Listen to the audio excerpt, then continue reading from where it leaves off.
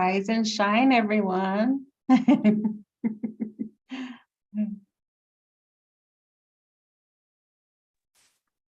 Joseph. Hi, everyone.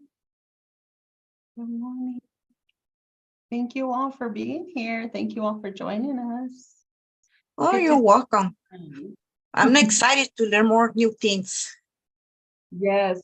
And to see everybody, we don't see each other that often. So this is a good opportunity. Definitely. And we're hoping to continue to make more opportunities for us to get together in person. So yes. Hopefully in person? Yeah, hopefully in the coming next recipient meeting. So wonderful. Yes, I'm super excited. I want to see everybody in person. Yes. So good morning, everyone. Good morning. I know we still have folks coming in. If you have not met me yet, my name is Antoinette Silva Jose, also known as Tone. I'm the Prevention Executive Manager for the Office of Substance Abuse Prevention within Behavioral Health Services Division under the umbrella of the New Mexico Human Services Department. So welcome, everyone. It's so great to be here this morning and get the day started. I would like to ask everyone to, we'll be in this meeting, what we call a meeting mode, which we'll get to see everyone's picture on the screen this morning. I know sometimes that can be a little bit daunting for some of you, so you're welcome to kind of modify that setting on your side of the Zoom. But this is, for me, just a wonderful advantage to see everyone's face. Thank you for having your cameras on, and as part of some just reminders, please mute yourself when we start the presentations, turn on your cameras, and if you would like to ask any questions or engage with us, please use the raise your hand function, which I believe is in the reactions symbol at the very bottom. It should have a smiley face and a little plus sign. And or use the chat. We have the chat enabled, so please feel free to do that. That's why I see some of you already taken advantage of that. And so what I would like to do, I think I finally heard the little notifications saying people are coming in. I think it stopped. We'll see as more people join in. And good morning, everyone, if you just got on. And so I'm Antoinette Tone Silva Jose, and I would love to start with having my staff do some brief introductions. And so I would love to pass it to my new prevention staff manager. Good morning, everyone. My name is Alan Dominguez, and as Tone said, I am new. So I am in my third week, and I'm very excited to be at my first meeting. One of the things that I'm very excited about, and I'm very grateful to all of you for the work you do, is I have a picture at home that has I'm 11-year-old basketball team with 4 of my teammates. It's myself and 4 of my teammates. And for all 4 of those people that are in that picture, I've lost to substance abuse. Yeah, so I'm the lone man standing in that picture, and I'm here to kind of represent them. And I'm grateful for all the work that all of you do. So thank you for that. Thank you, Ellen. I would love to have Pamela, my PDO program manager, introduce herself. Good morning, everyone. It's exciting to be here. I think Tone wants us to share something personal. Many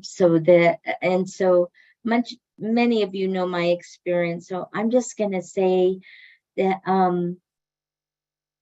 culture is really important in how we can grow and teach our kids. And something a lot of people don't know about me is I love car shows. I love car shows. I like putting on my tennis shoes and my sun hat. I love lowriders. I love the culture of them. I love the oldness of the cars. I love the artistry. And then the mechanics. If any of you have ever seen the mechanics of what they do to these cars, it's incredible.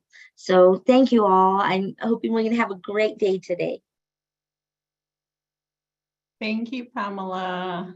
And next, I would like to have our one of our program managers, Jen, to introduce herself. Good morning, everybody. Jennifer Gould, better known as Jen. I manage the FR CARA, the SAPT, and with Carla, we do it jointly. And I am the mother of 2 boys and a brand new grandbaby. Well, I guess she's not brand new. She'll be a year old, but she's new to me. Thank you, Jen. Next up, may I please have our SAPT program manager, our other co-manager. It's so good to see everybody. Good morning, everybody. My name is Carla Martinez Talavera. I'm the center coordinator, SAPT, working with Jen, prevention program manager. One thing that I think is kind of interesting that many of you probably don't know is that I worked as a Spanish interpreter for a little bit, which was a really interesting job, and kind of like what Pamela was talking about, how important culture is to me. My Spanish Mexican heritage is extremely important to me. So to me, it was important to try to do that job because it really made me realize how important it is to provide education in Spanish and English. Because our Latin population, there's so much that they don't know. So being able to provide that was really eye-opening. I mean, I went through some cases that were crazy. I had a call from a hospital and this lady was giving birth and it was chaos. It was like 1 in the morning and the doctor's telling them, please tell her not to push. And I'm like, oh yeah. So it was really, really an interesting job, but it was really hard. So I have a lot of respect for interpreters. So that's a little interesting thing about me. Thank you so much, Carla. Next up, we have our Partnership for Success 2020 program manager. And that would be me. My name is Michael Miller, Mike Miller. Sometimes either way is fine. It's a pleasure to be here this morning and talk to all of you all at once. It's a great moment to get to know all the different programs outside of the one I work in, which is the PFS 2020 grant. And it's I'm very happy to be here. Something personal about me, I'm an avid a gym goer. So I tend to go every day and I spend a couple hours every day there. And I am also an animal lover. I have 4 cats and a dog in a small house, and they keep me very busy. So I spend a lot of time at the dog park and loving all of my animals there. Thank you. And I think a lot of things And also, I'm going to add one more thing. I'm trying to get my headphones to work. For some reason, the connection is not working, even though it's a corded connection. So I don't know what's going on, but I'll be in the background trying to fix that here as well. Thank you, Michael. Thank you so much. So that is my team here with you this morning. And so I'm so grateful to have this growing team at OSAP. And so you'll become more familiar with the team members. You'll spend some more time with our team members. And so now's the time to, get to see them, get to see their faces on the screen. And I'm pretty sure some of you have new new acquaintances you can meet on the OSAP team. And so I just want to speak from the role of just explaining a little bit about how our team is going to continue to expand in the near future. We are right now working on filling our state opioid response grant, our SOR program manager position. And so we'll have another team member joining us soon as well. I'm so grateful to have a prevention staff manager on board. And so we're gonna see more transitions, some more just more things happening at OSAP. And I just also want to just state that I appreciate all the time and effort that our communities are doing at the ground level, at the community level. I actually miss that work, but I appreciate the fact that we have amazing people out in our communities, all of you here today to spend some time with us. And what we're hoping to do is have a little bit of fun today. And I know it's always challenging in a virtual world, but we want to engage with all of you, have some fun, but also share a lot of great information with you today. And I always want to, I want to let you all know to please reach out if you have suggestions for any of the recipient meetings. I know we usually do a end of meeting survey, and so please write your suggestions or ideas in there. Give us any other presentations you might have seen. I know some of you attended some CACA training. Some of you attended the National Prevention Network training. So, share with us some of those great presentations you attended, and so we can see what we can bring to New Mexico. So I just want to make sure to open that for everyone. And so I don't have too much to share from the OSAP side. I want to say that we have had let me give a little bit of a couple of updates for you all from the state side. We have been working with our finance department, our behavioral health services department, division finance department, and we have part of the funding in STAR. Some of you may see partial funds, some of you may see all of your funds. And the reason why is at the beginning of every year, state fiscal year,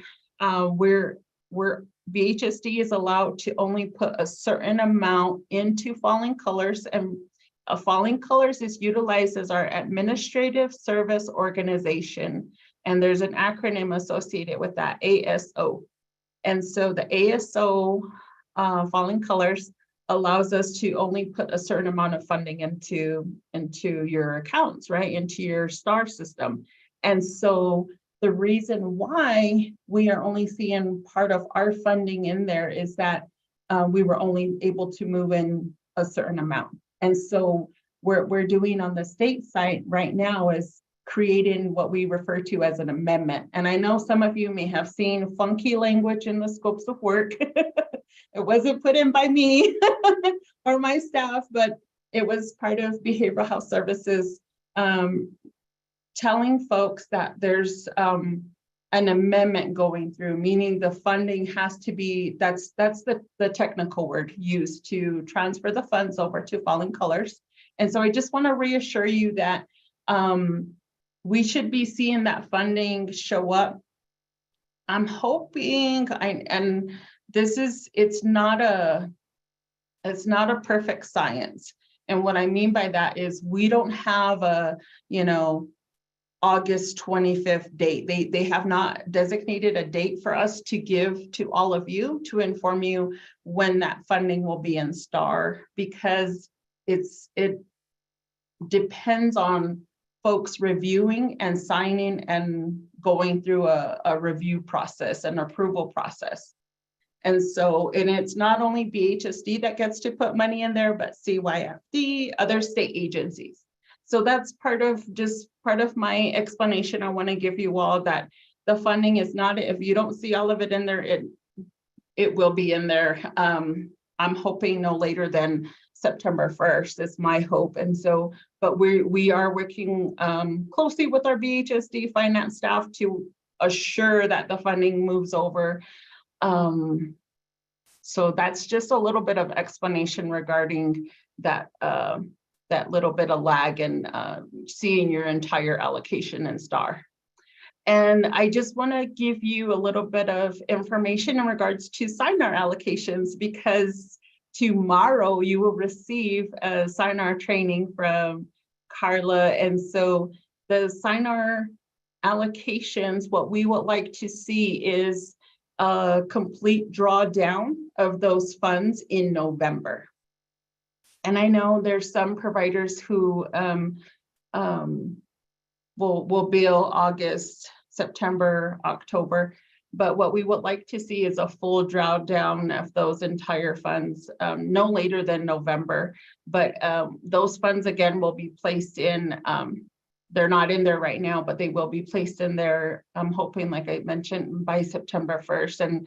And that's me really advocating for prevention providers to get their funding as quickly as possible, and talking with our BHSD finance staff to get those funds moved over as soon as possible. And we can, I check in on it almost every day.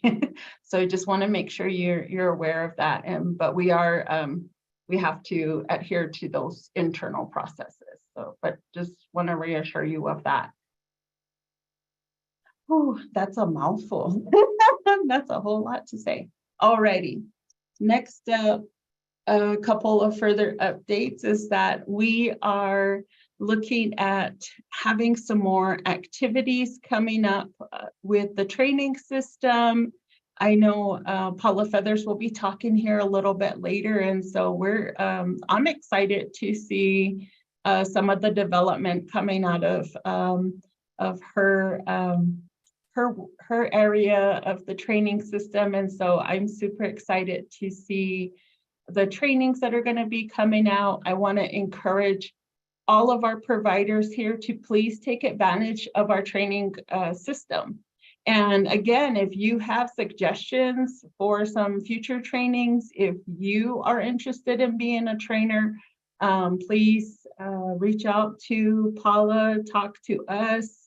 And so we want to encourage those of you who have experience and background as trainers to please join the training system and offer up a training or talk to us and tell us more about those areas that you have provided training on. And so I just wanted to put that out there as an invitation. And let's see. So that's our training system. The next thing I wanted to mention is we get to look at the evaluation, the state level evaluation through our New Mexico Community Survey that was completed this year. I just want to say that there's been a transition from working with the online community survey to folks implementing that in a paper pencil survey out in the community. And so I just want to encourage you all to keep up with the recruitment of folks completing the survey. I really value and appreciate the data that we get at the state level and how we see the impact that we're having. And so I think that at the community level, you guys are doing everything you can. And so I just want to recognize that work that you guys have done. And, please give yourselves a pat on the back. I hope you celebrate the success of meeting and reaching your goal of getting, 200 surveys, 100 surveys, however many surveys you need to get within your communities. And that's, because it can be very time consuming. And so I just want to cheer you on and thank you for all of that hard work. one of the things I want to mention as we continue to have a little bit of an introduction this morning is we have what we refer to as a request for applications coming up. And so if you, I hope, let's do a raise of hands. I'm gonna try this out. All right, so I want you to raise your hand or make an emoji on your screen if you know what a request for applications is. Nice, nice. Beautiful. All righty. Thank you. Thank you for participating. All righty. So a request for application process, and what that means is this year, and it's applicable to our block grant providers. And so what's happening this year is for our block grant providers, we will be conducting a request for applications this year. So what that means is we will not be doing contract negotiations or updating scopes of work this year. What we will be doing is you will receive a document, or you'll see a document go out from our office, from OSAP, and it will give out the guidelines, the information of how to apply for the funding under the block grant. And so we're hoping to fund a total of 18 providers throughout the state of New Mexico. And so with that, this is, I guess, kind of just a little bit of information I can provide at this time is that we're going to initiate this this year. And so you will, I believe our timeline is still we're still trying to finalize it. And so my hope is that we can get this out no later than November. No later in November of 2023. And so that's pretty soon. And so what that means is all block grant providers will, like I said, they'll have to apply through the request for application process to seek the funding to seek the state funding, the funding that under the block grant. I see there's a lot of questions, so let me look in the chat real quickly. So like I mentioned, hopefully the RFA will go out. I'm hoping no later than November, but we are working on that timeline to give you more information.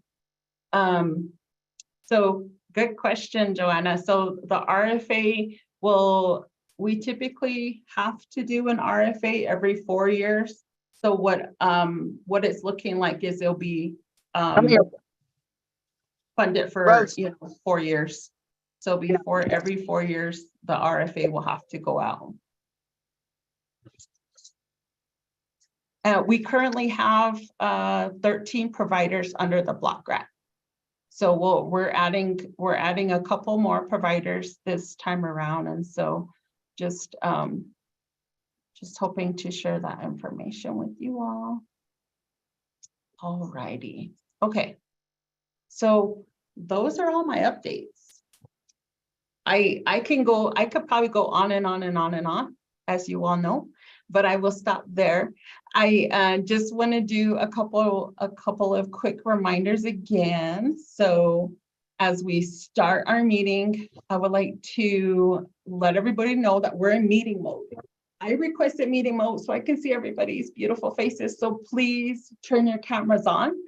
I would love to have everyone be on the screen. I would also like you to please mute yourself if you are not presenting.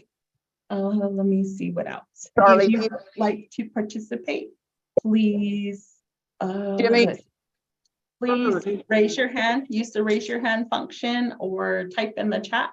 And so If you have not used Zoom yet, there should be a toolbar at the very bottom, and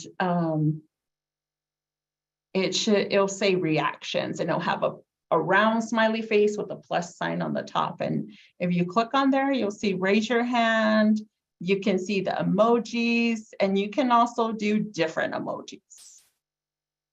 I don't know if anyone has explored this, but I'm pretty sure most of you have. So there's different functions on this. So I'm going to stop here, and we're going to move on to our next activity.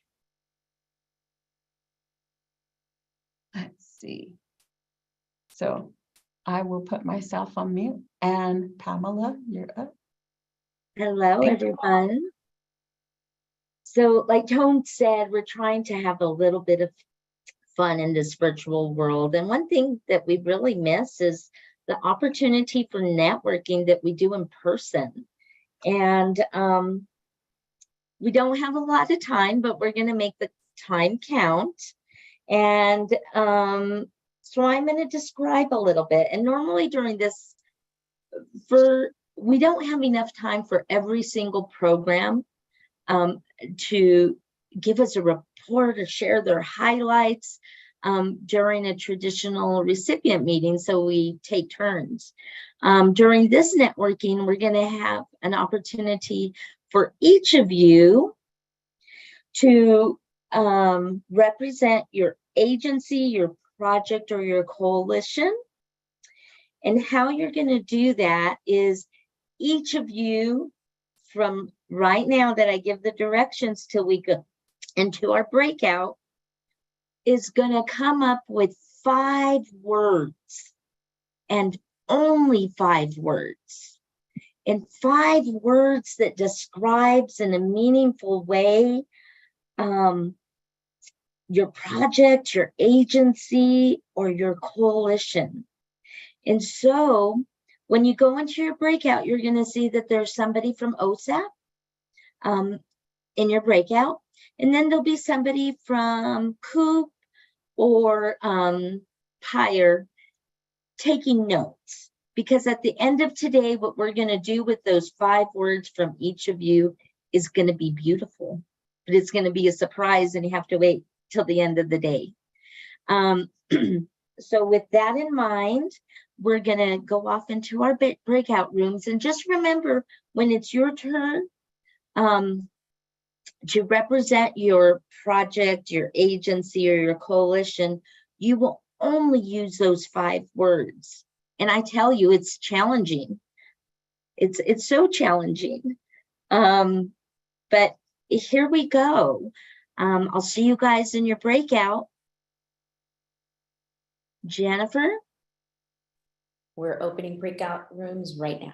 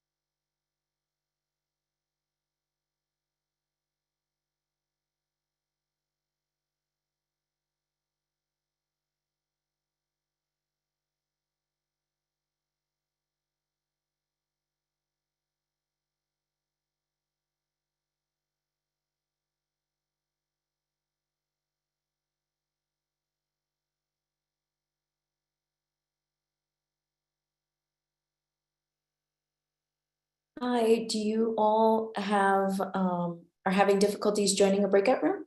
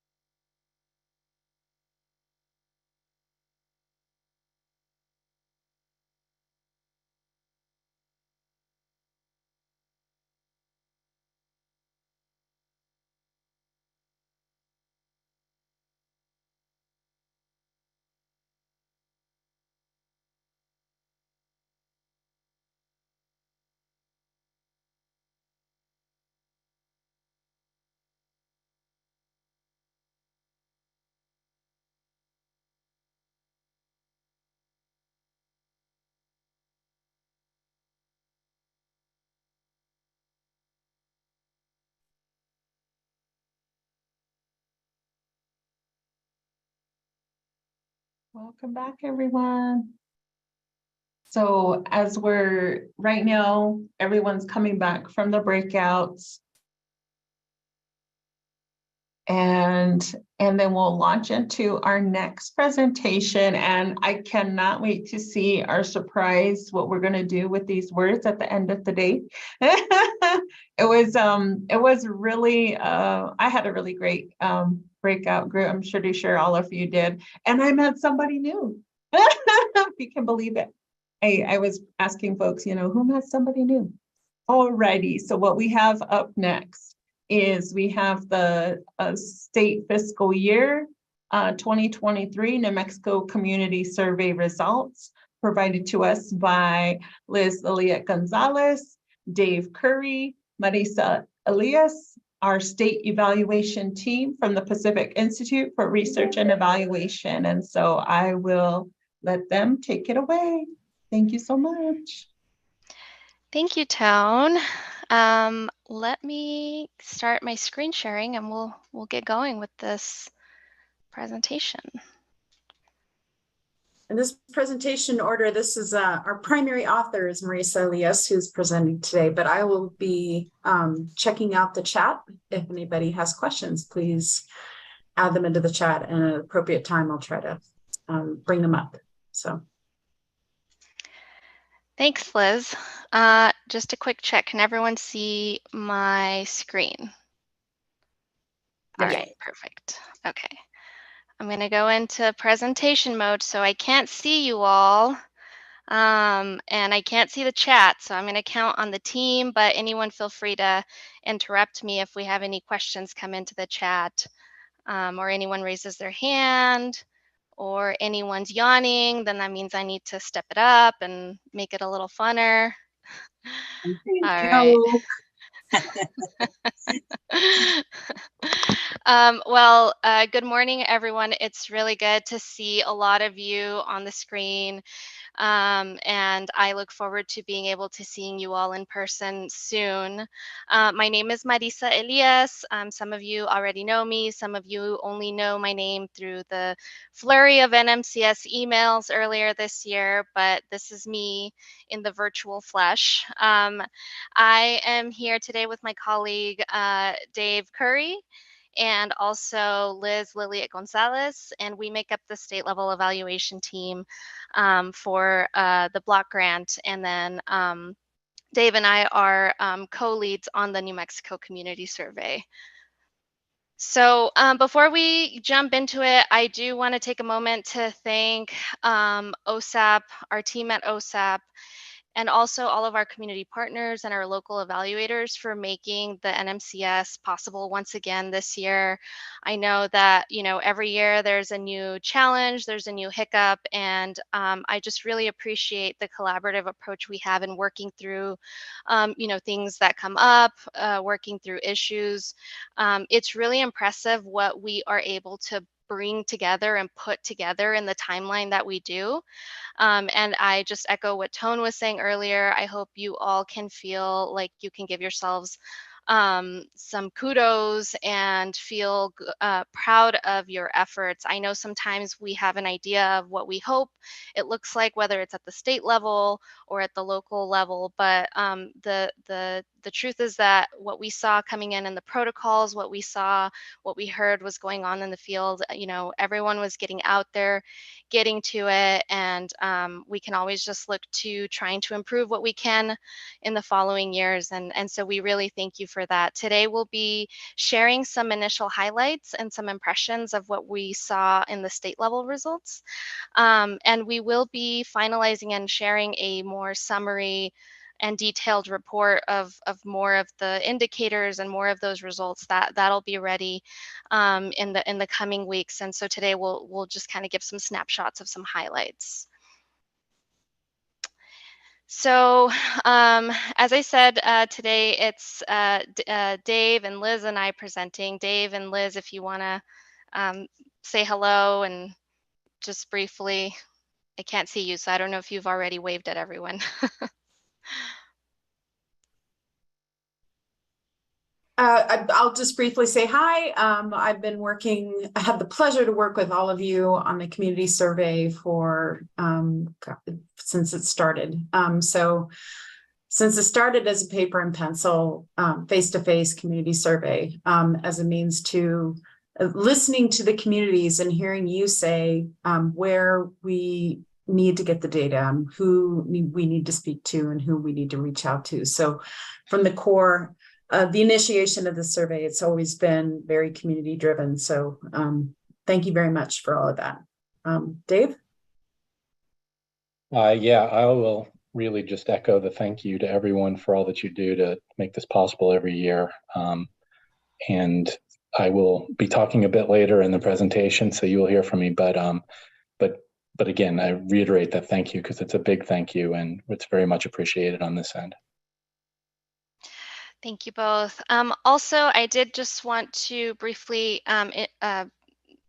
introduce some of my other team members that are also part of the PIRE team and kind of support in different areas throughout the NMCS season, throughout the year, putting together reports, doing analysis, providing guidance, and their experience and expertise. So we also have Emily Houses, Cristina Lopez Gutierrez, Maria Elena Reyes, Ashley Simons Rudolph, Kim Zamarin, Lei Zhang, and Martha Waller, who are also part of the team and also help make this all possible on the PIRE end. So big thank you to our colleagues.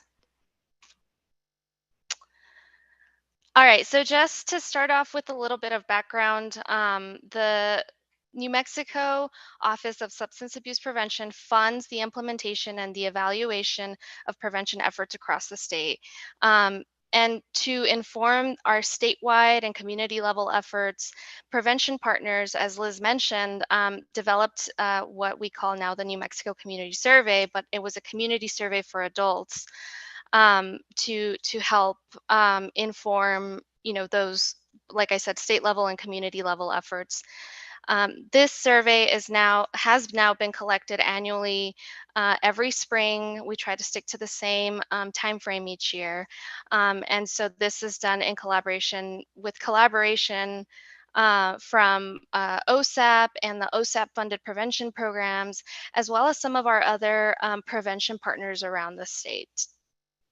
The survey mainly focuses on misuse of alcohol and prescription drugs, and also some of those contributing factors that are related to misuse that are relevant. And in addition, communities can choose to administer modules that are related to a variety of topics of modules that we've developed, including mental health, tobacco, marijuana, opioids, methamphetamine, polysubstance use, gambling, and adverse childhood events. And the goal is to be able to provide timely statewide estimates of the indicators that are relevant to the OSAP funded prevention strategies, which in turn also then informs the program evaluation.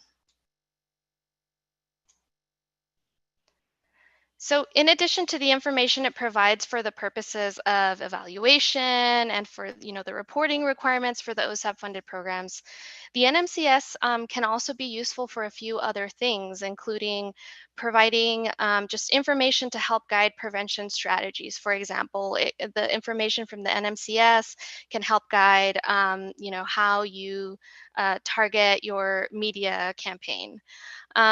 It can also help provide context on community perceptions and attitudes related to the work that you're doing.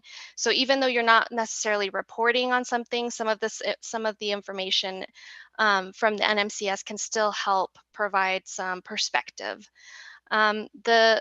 The NMCS can also be helpful in leveraging partnerships with other organizations who might be interested in the data as well. So it could be a way of bringing in other partners, other collaborators, and to not only help with the prevention program, but even with the data collection itself. The NMCS can also help, or can also provide some useful information for any assessment information that you might need if you're applying or writing other grants. So that's one other way that I know some programs have used it, including PIRE. And just wanted to open the maybe in the chat, if you had other ideas of how you've been able to use your NMCS data, feel free to send it in the chat, and just to share with others, and just the different ways that the NMCS data has been useful to you.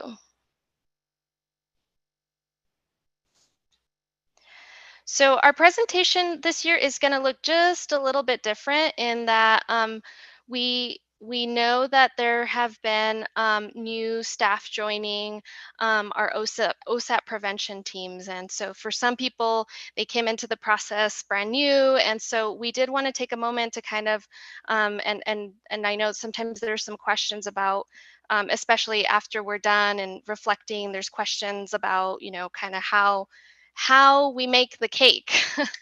And so just going to give a very brief overview on some of this process, and starting with, you know, how the content updates and revisions happen every year, to that training and the community protocol process and the impact that has in the process. Also the programming and the beta testing process, and then the analysis prep. That all happens, you know, early in the year, you know, in a matter of a few months. So we're just going to briefly go over that. All right, so starting with content updates and revisions. So usually this process starts after we've finished up the reports, the annual report that we put out. We first create a summary report, and then we do a full annual report, a more comprehensive annual report that we try to get done by the end of the year, before the end of the year. And so sometime around, you know, fall, winter months, maybe like October, we start working and meeting with our local OSAP block grant evaluators to start reflecting and thinking about, you know, any possible or any updates and revisions to the content for the following year. We work very closely with the evaluators. But then there is also a period where once we've collected input from the local evaluators, if you remember this year, there was a survey that went out to kind of get input on some of these initial ideas of proposed changes, but also to collect any other information or any other suggestions or feedback from the program staff on any content revisions or updates. This is all also informed by what we hear during the data collection season, right? Sometimes once it's being implemented, then we see, okay, well, this actually, you know, this didn't work out well, or, you know, things like that. That also is taken into consideration when we're having these conversations. Once we've been able to kind of package it all up, we do also present the proposed changes at the SEOW meetings, which is also another opportunity to get feedback, and not just from our OSAP programs and our local evaluators, but even some of our other colleagues and partners in the prevention work that we do. And then the final step in that is we submit the final kind of draft or content changes to OSAP to review, and they give the final approval for what we move forward with.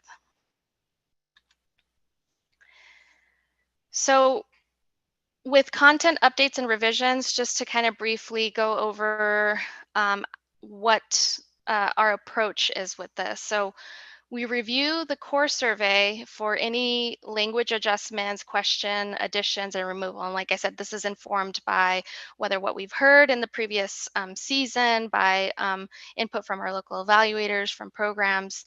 But what's really important about going in and making adjustments is we do have to take into consideration the following things that are listed here. And that's one, that the core survey, the purpose of the information, the content on the core survey is that we want to make sure it's collecting required indicators for OSAP approved strategies, right? So maybe some questions from year to year for your program, like you don't ever do anything with them, you don't ever use them, but chances are that it's there because it is an indicator that attaches to a strategy that's, you know, in the OSAP approved list of strategies. And so that's why it needs to stay on there.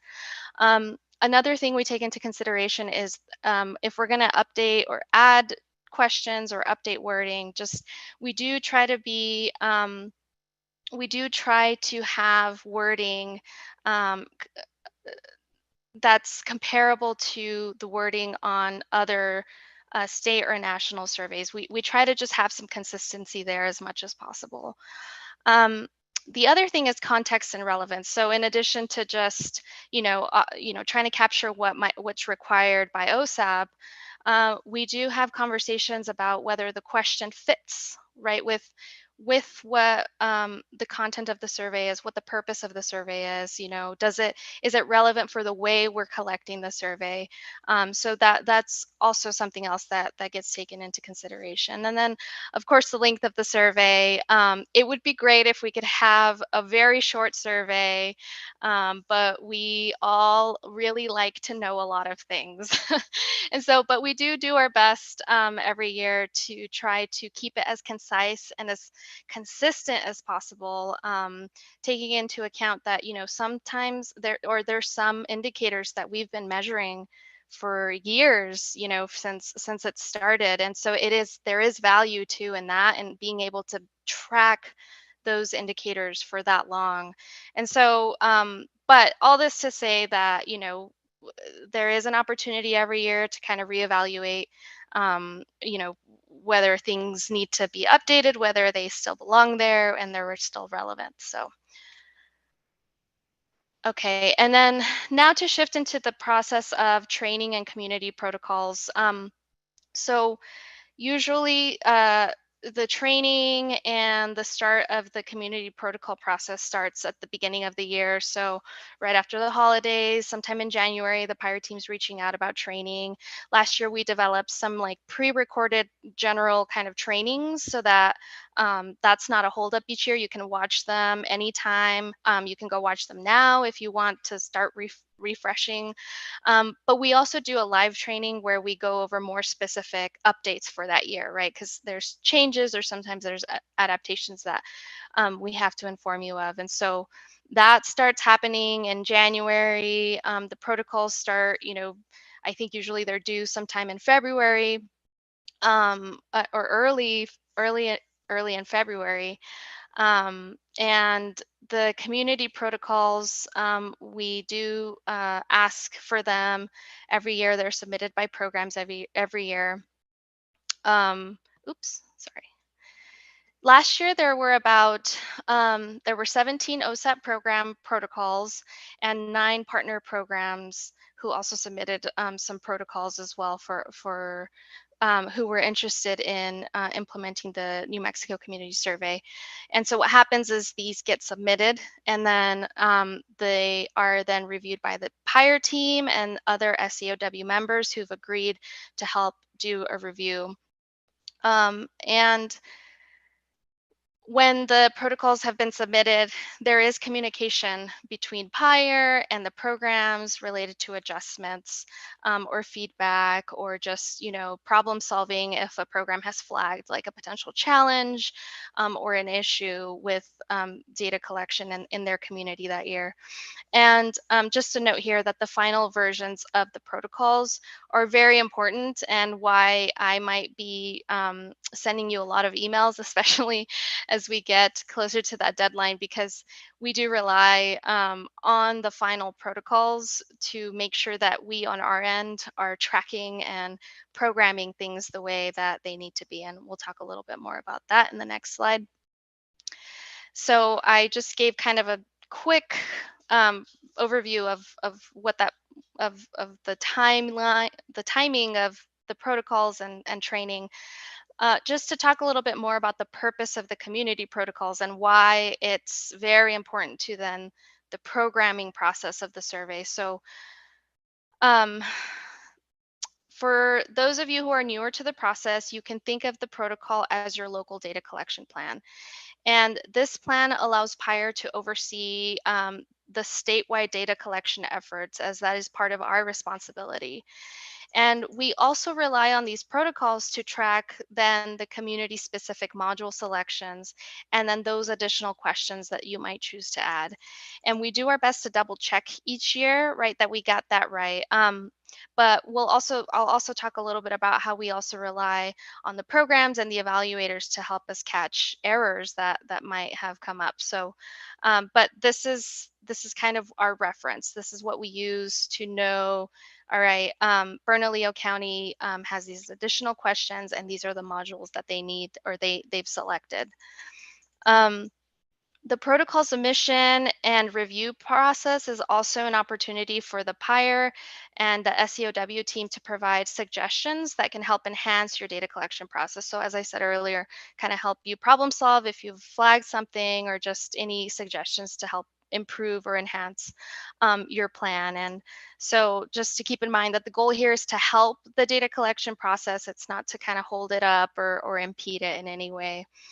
And lastly, this process is, as I started to say earlier, is very important to the timeline of the survey. So PIRE relies on these final versions of the protocols to be able to not only know the modules that you've selected and your additional questions, but we also take the lead in translating your additional questions. So there's also that process of translating, right? And then, you know, when you translate, it's just like when you update any English question, you want it to be reviewed by colleagues, you want it to make sure it makes sense. And so there is a little bit of kind of more work that needs to happen even after you've submitted the protocol that needs to happen on our end. We aim to get, or to start programming the community questions and the modules when all the protocols are finalized. And sometimes we start a little before that when stuff is pending. But the reason we kind of have to give it a little bit of time is sometimes after review, after conversations, a program might decide to remove a module or remove some questions, additional community specific questions. And so in order to eliminate kind of going back and forth and then creating more opportunity for an error, we try to do it all at once when we feel like things are more at a final stage. So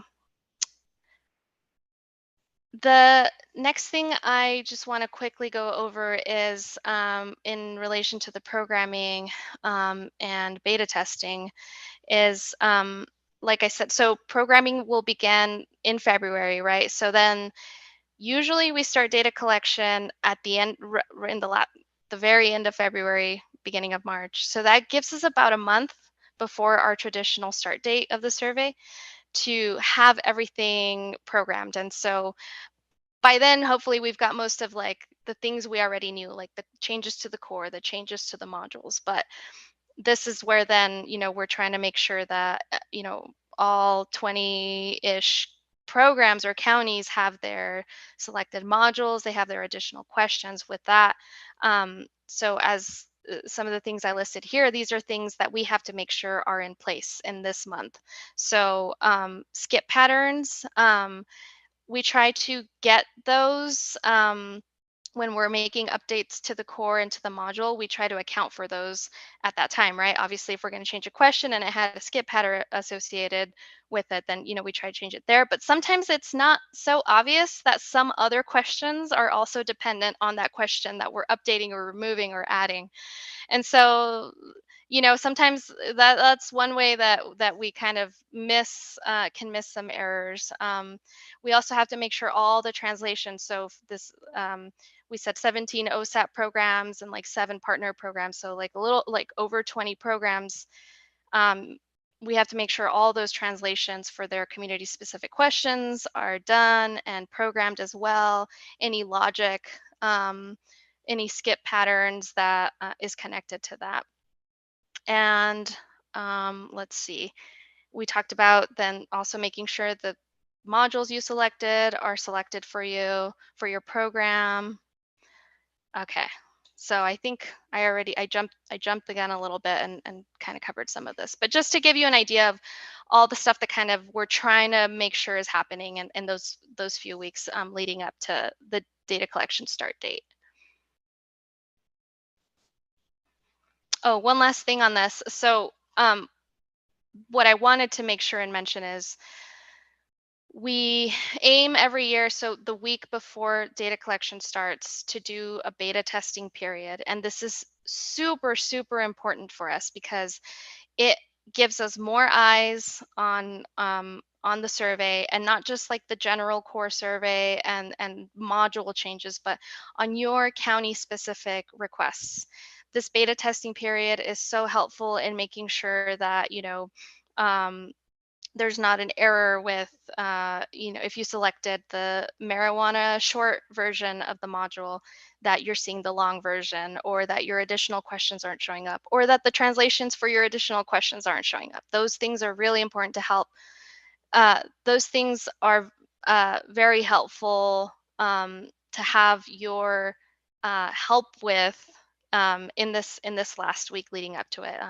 As I said, there's like over 20 counties participating, and so we're bound to kind of miss something, and so this period is really helpful to us, and we really appreciate the careful eye that we've been able to count on at the local level during this period.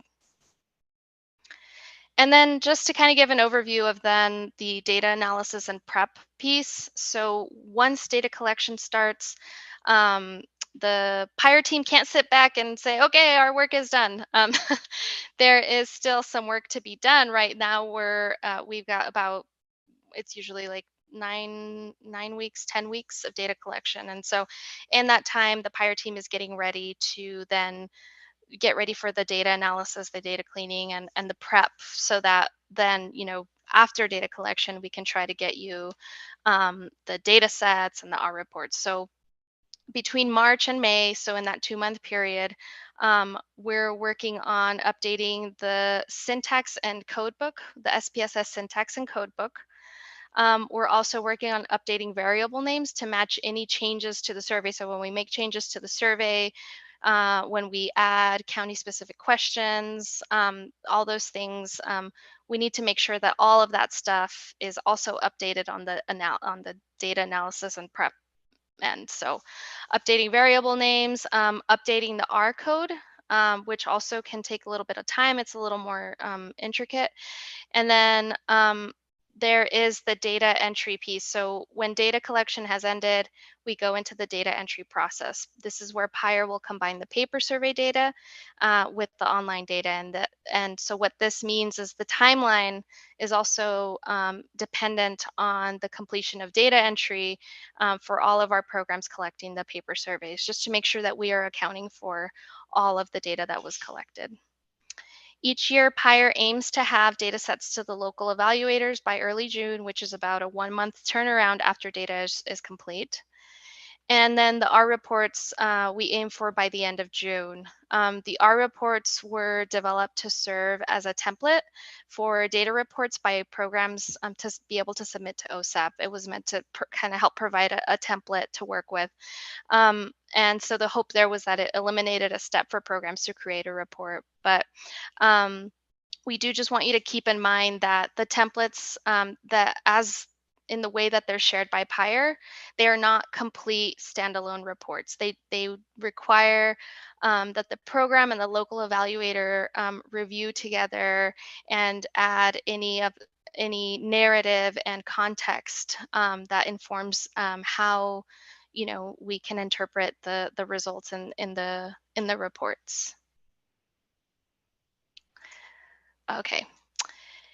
And lastly, on this overall process, we appreciate that we have an opportunity every year to improve and adapt the survey. It's really nice to have that flexibility and have that opportunity, knowing, if it didn't work that great this year, we can update it for next year.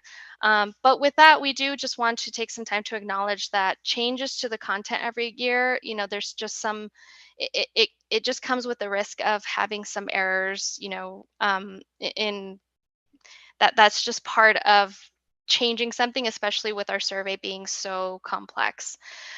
So changes in the question order and removal or additions of questions can impact skip patterns. So as I mentioned earlier, usually these can be taken into consideration at the moment we're deciding on a change, but sometimes there's some that aren't so obvious at first. And like I said, our survey is pretty complex. So sometimes we don't catch it until we're beta testing or until we're seeing the, the results. That's, and we do our best to kind of think about those things. But some things just kind of, they can just slip through. And then with that, then the skip pattern errors contributes to errors in the syntax and the R code. So as I mentioned, sometimes that's where another place where we'll catch that something was off. But the good thing is that the beta testing helps catch most major errors early. And so just want to emphasize that this period is super important and really helpful. We appreciate that we count on and the careful reviews by the local evaluators and the program staff to catch as many of those errors as early as possible.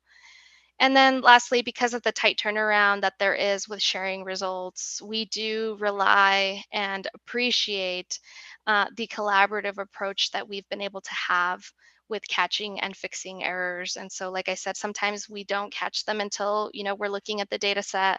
And we have just been so grateful that we've had the careful eye, especially of our local evaluators, to flag some of those things and that we can correct them and that we can, to the best of our ability, make sure that the final data set or reports that we're working with are the most correct versions. And so with all that, we do want to take a moment to apologize, for errors. I know we ran into some at the end of this season's, but we do thank you so much for your assistance in helping to catch them. Please continue to let us know if something looks off, if something looks weird, especially when you're able to look at it closely for your county. That's really helpful. And so we want to encourage you to continue to communicate with us as you see things. So I'm going to close the loop on that process. Just wanted to give a general overview, knowing some people were coming in new to it this year, just to give you an idea of kind of how we get to where we are. So now we'll jump into the fun stuff, the really fun stuff. We'll be presenting on a few highlights from the survey results for this year at the state level. So the survey, as many of you know, can be completed both online, which is the main method, but then there is some paper and pencil collection that happens at the local levels. At the state level, what PIRE supports at the state level, or what PIRE leads at the state level, are Facebook paid advertisements. And so we do create ads, and we kind of target those depending on how our numbers are looking, and then also depending on how counties are doing. So with our OSAP counties, if we see that some counties can use a little extra push, then that's one way we can adjust our efforts there. We also provide the printed materials. So that's the posters, the postcards, the flyers. The PIRE team provides those for any of our OSAP programs or our community survey partners that want to help get the word out about the survey with the QR code and the link. And then this year, we also engaged an ad wallet video and text campaigns to help promote the survey and increase or boost our numbers, depending on kind of the base audience that ad wallet was able to reach. So this year, we collected a total of 10,669 surveys. So that's pretty good. I think last year we were a little over 13,000, so we did see a decrease from last year. but we are still over 10,000, which, you know, that's great. And we can talk a little bit more about kind of, we'll talk a little bit more about how the demographics looked this year. But this year, 87% of the surveys that were completed online, and 13% were completed hard copy and paper. And I think the paper survey percentage is higher than what we did last year. I think last year it was like closer to 10%. So as far as just a quick overview of changes to the survey this year, in the core survey, we revised 4 items, we removed 4 questions and added 6 in total. So the total length of the online version of the survey was 46, and for the paper and pencil was 43. In the optional modules, the community alcohol-related harms module, or sometimes called the community module for short, the marijuana module and the PFS 20 modules saw updates. The biggest one was that the marijuana module was split into 2, so there's a short and then an extended version that we hope kind of helped reduce the length problem. And so a program who's really interested in these indicators can choose to alternate. And so it's not so long every year. All right, and then just to start to get a little bit into the demographics for the sample this year, most of the sample was distributed between 31 to 70-year-olds, minors and young adults, so that 18 to 25 age group represent a little under 10% of the sample, as do elderly adults, so that's the 71 plus. As far as gender identity, respondents identifying as males were underrepresented, which has been common from year to year. About 66% of the sample represented female gender identity. As far as education, 70% of the sample had some college or had some college education or higher. And as far as race and ethnicity, we did see slightly lower percentage for participants who identified as Hispanic or Latino or Latina at 46%. At 46% of the sample. And then I think I am transitioning now over to Dave to walk us through the results. Yes, thank you, Marisa. That was, I think, really helpful. I hope it was for people. We wanted to do more on the front end, as Marisa mentioned, in terms of sort of reviewing what happens on before the survey is administered and what gets us to this point where we have the information. So hopefully that was again helpful. As Marisa mentioned, we know of, and we can see with the demographics that are collected, that there are ways in which the sample definitely is not representative of the state as a whole. And so we do some adjustments to try to help with that. We're able to weight by race and age and gender. And what the weighting does is it helps to boost the amount that the underrepresented groups are contributing to the estimates that we generate, and downplay those from those that are more highly represented. So as Marisa was noting, you might, as you might expect, the category of those who are Hispanic over 70 and male does not have a proportional representation and is underrepresented, and therefore they might be weighted. The responses we do get from people who would fall into that would be boosted. And the opposite was true for those where we have more of our sample than one would expect given the overall state adult population. And so that's part of what the weighting can help with, is to give a little bit better, a little more likely to be accurate statewide estimates, and that's what we have. What it doesn't account for are ways in which our sampling is not, other ways in which it's obviously not in line necessarily with what the full population looks like. And one of the most obvious is that a lot of our sample comes from online recruiting. So it has to be people that are willing and able to complete a survey online. And that's a specific subpopulation of adults. And so therefore, there are certain biases that we can't adjust for, or in terms of the differences in the sample versus the overall state adult population. So weighting by the race, age, and gender helps some in terms of improving the statewide estimates, but there are other things to take into consideration.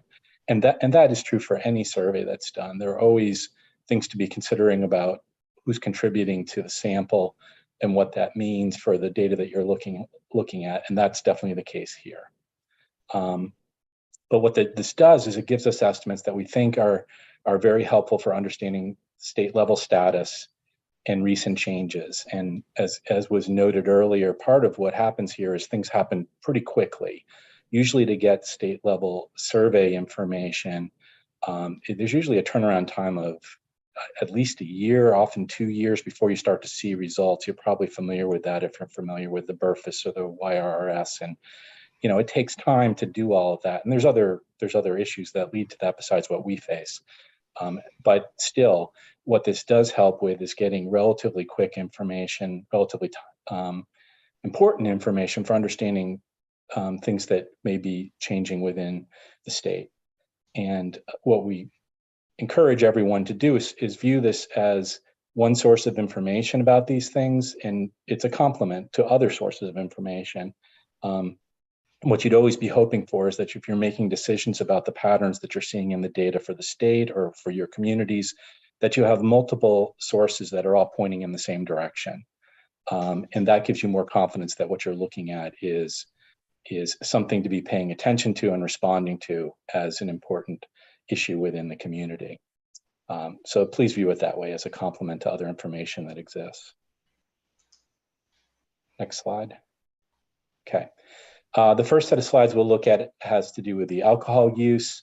With this, and with a lot of the slides we'll look at, we're very often showing information from 2019 through to 2023. And what that's about in large part is acknowledgement of the importance of the pandemic and what it means for a lot of the issues in the communities that we are trying to be monitoring.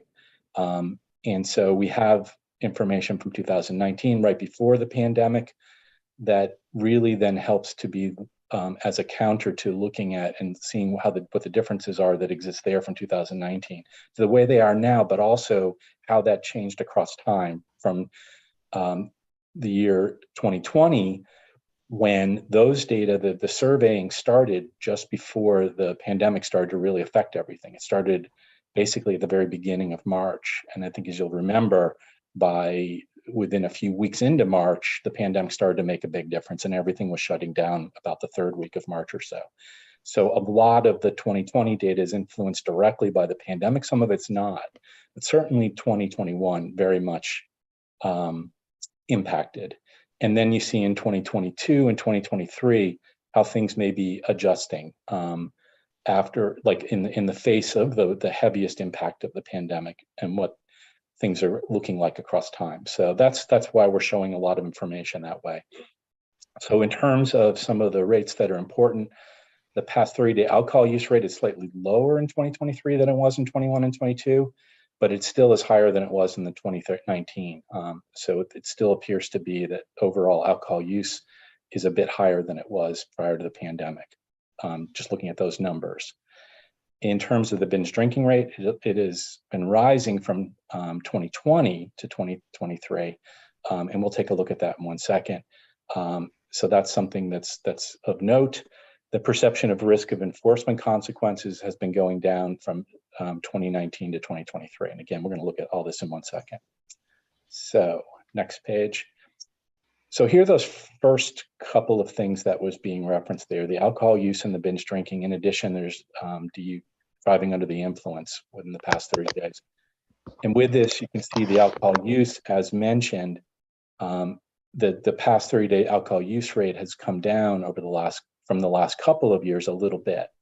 And so again, there will be very interesting to see if that trend continues, but what it is still higher than it was in 2019. Although again, not by as much as it had been in 2021 and 2022. So again, in terms of looking at what's happened in 2023, There's a bit of a downturn in terms of what our estimates indicating, and that's a good thing to see overall. In terms of the binge drinking, that rate has been coming up a bit. And in terms of the driving under the influence, those that are saying that they have done that within the last 30 days, that has also gone back up from levels that were a bit lower during the heaviest influence of the pandemic. Again, these numbers aren't changing dramatically from year to year, but again, looking at the trends, you can see that we're seeing some things that are of some interest to be monitoring, certainly across time. So the next slide then looks just at those who are past 30-day users in terms of those other two variables that are on there. So the top line, the green one, is showing the same line that we saw before in terms of 30-day use, but below we're seeing the binge drinking just amongst those who say they have used alcohol in the past 30 days. And amongst those who have used alcohol in the past 30 days, about a third indicate that they had been binge drinking. And that is lower still than again, prior to the pandemic, but is higher than it has been over the last few years.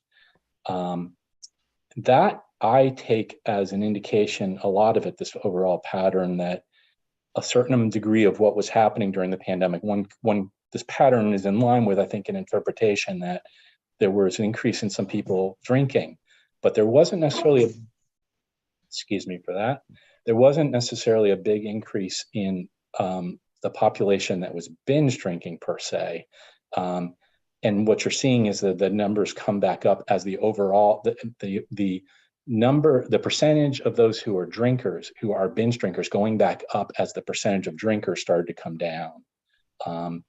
That's at least one way of looking at this, and something to consider in terms of thinking about what's been happening. The line below then shows of those who had been drinking in the last 30 days, the percentage that indicated they had driven under the influence in the last 30 days. Obviously, this is pretty important to be tracking, and that number again has come back up and is up to 6.4%, which is not at a level we would like to see, I don't think, even though it's still a bit lower than it was prior to the pandemic. Next slide. All right, this was also mentioned in the overview in terms of the risk of enforcement consequences having been coming down across multiple sort of issues. So we have the percentage of the adults who had indicated that they think it's very likely that the police would break up teen drinking at parties. Those would be adults who'd be arrested for providing alcohol to minors, and if they believe that somebody who'd been drinking would be stopped if they were intoxicated. And you can see all these numbers have been trending down over the last numbers of years. Definitely something to be paying close attention to. We are, as prevention overall, the state of New Mexico, I don't think anyone is looking to increase enforcement as a goal in its own right. What we want is for there to be high perception of risk, that there will be consequences for doing these risky behaviors. And obviously there needs to be a certain level of enforcement for that to happen.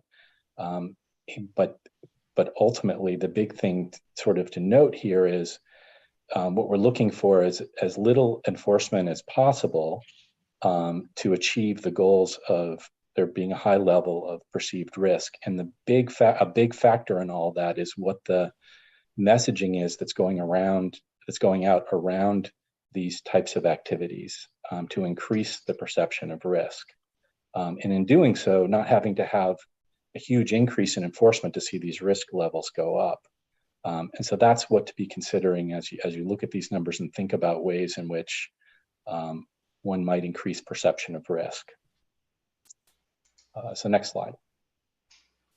And then in terms of alcohol access by minors, the perception of adults is that it had become quite a bit easy. It had become less easy for teens to acquire adult alcohol in the community during the pandemic years. You can see a pretty large drop there.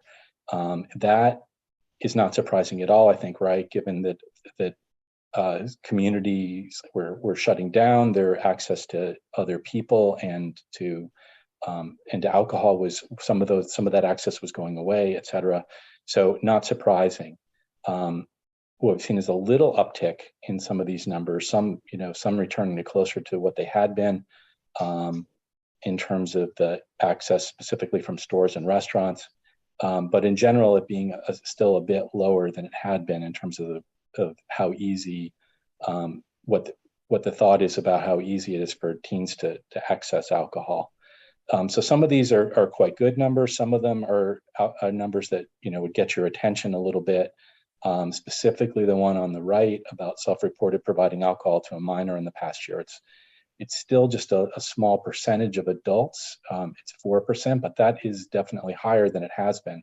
Again, these numbers are not large, but it will be very interesting to see if that kind of thing continues in numbers we may see in the next year or two, because that could start to be concerning about an increase in adults sort of indicating that they are doing this, and that what that might mean for prevention efforts. All right, so we're going to turn our attention now to prescription pain medication use and some of the findings there. For some of these, we're looking at the period of 2019 to 23. Some we're looking just in the last few years, in part because some of the wording changed that makes it more relevant to be looking at the last few years. But again, part of what's most interesting here is what's been happening most recently. And with prescription pain medication access, that has increased over the past 3 years. The medication use rate has steadily increased from 2019 to 2023. Provider education about safe storage has increased over the past 3 years, which is great. And there's continues to be high support for public funding for opioid treatment programming. And I'll mention that in a little bit. So looking at some of the numbers then, the prevalence of receiving pain medication prescriptions took a large dive. This is past year prevalence adults indicating they had been given a prescription. You can see where it took the big dive down was in 2021, which is not surprising. In 2020, they were reflecting back on a period that really wasn't anywhere near as affected by the pandemic, but 2021 was heavily influenced by it. And so the access in terms of the adults indicating that they had received prescriptions had gone way down. That's come back up, as you can see. But what has been consistent really across the last numbers of years has been an increase in that 30-day use rate for pain medications, where it has gone from around 11% in 2019 and 2020 to up to closer to 20%. So that's important to note in terms of community survey findings and what it means. It doesn't mean that in any way, shape, or form that this use is a bad thing. Most of it is probably a good thing and very much medically necessary and important for people. But that said, what it is an indication is there's more out there, there's more use going on. It's important to take that into consideration. In terms of some of the behaviors that are being reported on by adults in terms of what happens with prescriptions and that whole process, it is not a good sign, I don't think, that being co-prescribed naloxone has not seen an increase over the last 3 years, and if anything, it's lower than it was a few years ago. I would have thought, that would be something we'd want to be seeing going up, and so if that gets your attention, like it kind of does mine, hopefully we can see that shift in the future and that going up.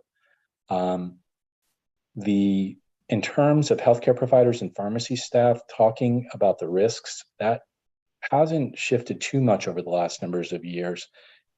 To me, it's kind of stable. What has changed a bit more in a positive direction is the healthcare providers and the pharmacy staff talking about safe storage, and that's a good thing to see that those numbers have been coming up. And I assume those of you who have been working on that would to very much be taking that as a good sign that some of it is is making a difference. And that's what we're seeing here. Next page. All right, so then some other things to note here. The first of these comes from the core survey. So this is where we have an N of those who responded to the item that's really coming from the full sample. And that is that 53% perceived great risk associated with misusing prescription pain medication. So that great risk, that's a high bar. And so it is nice to see that a bit over half of the population thinks there's great risk to misusing. On the other hand, obviously we'd like to see that be much higher if we could. That half the population doesn't associate great risk with misusing prescription pain medication is something we'd like to see changing. And then for the other two items that are on here, those are coming just from a couple of communities that implemented the opioid module. And two of the items that are on there had to do with whether or not the community is doing enough to prevent opioid misuse. And over 80% were saying that they don't think it is doing enough. That's important to note, and that 90% strongly agree that there should be increasing support for public funding for opioid treatment. Again, these are coming from just a few communities, but we thought this was important to point out. And part of it's about acknowledging that the survey is indicating pretty strongly that the community very much is behind the work you do and is behind prevention. And this comes not just from this, but there are a few other modules where we ask questions that are similar about community support, and the numbers are very, very high in terms of support, indicating support for prevention activities. And also from the open-ended responses, we've not really dug in to that deeply for this year's responses yet, but I know in the last few years, that's one of the overwhelming things that comes through is the community support for this prevention work. So we thought it was important to note again here. Next slide. Two other substance areas that were asked about in the core survey. So this was asked broadly, so we're going to note these things. One is about a quarter of adults indicated using marijuana in the past 30 days. That's about half the rate of using alcohol, but it's still a quite high number to be thinking about. And while a little more than half of the population thinks that there's a bit more than slight risk of harm to teens who use marijuana weekly, there's still almost half of the population, adult population, was indicating that they don't see anything more than a slight risk at most, either none or slight risk of harm to teens who use marijuana. Again, noteworthy for the work that's being done. And then in terms of polysubstance use, about 10% indicated they had used 2 or more substances together in the past year. And again, about 10% indicated that there wasn't more than a slight risk to people when they used 2 or more substances together. So, these are not huge numbers. This is not the majority of the population, but this is an incredibly important thing because this is risky, very risky behavior and a very risky perception of it. It's very risky to have the perception of risk that's being noted here. And about 10% of the population is falling into that. Next slide. All right. Finally, we've, for the last few years, been adding this information from the mental health module as well. This is also from just a smaller number of counties that added this module, although it's larger than what we were looking at before. I think it's about 2,000 respondents from maybe close to 10 or so counties, something like that.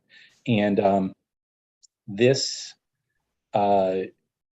information is helpful just to be looking at this timely issue as all sorts of, as I think we're very familiar with from national data, from other data for the state, et cetera, like the mental health crisis is a significant thing. And very much the numbers on questions like this went spiking up across the board when the pandemic hit. And it is positive to see these numbers coming down in terms of what we're seeing. So in terms of those who are self-identified as having a mental health or drug alcohol problem, you can see kind of a clear downward trend since the height in 2020. And for these others, the trends are mostly quite similar in terms, similarly positive. And so we thought that was important to update as well. I think that may be it for me, and I'll turn it back to Marisa. Awesome. Thanks, Dave. And I see we're almost out of time, so I'll just quickly kind of wrap it up here. But just some key takeaways from the results. The first, that alcohol use continues to be up. So, our work continues to be really important in our alcohol strategies. And also prescription pain medication past 30-day use is increasing. So especially those strategies around safe storage, not sharing, proper disposal, very, very important as there continues to be more or an increase in use. And then there is community support in addressing prevention issues. That's good news for all of us. And that mental health issues continue to be higher than before the pandemic, but hopefully starting to see a little improvement in those, or at least it looks like there's a little bit of improvement since 2020.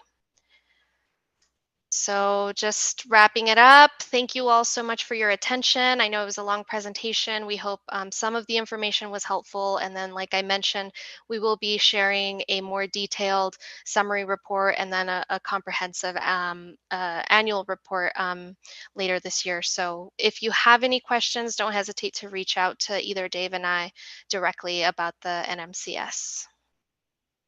Thank you so much, Marisa, Dave, and Liz for following up in the chat. Thank you all. And now I would like to welcome Paula Feathers.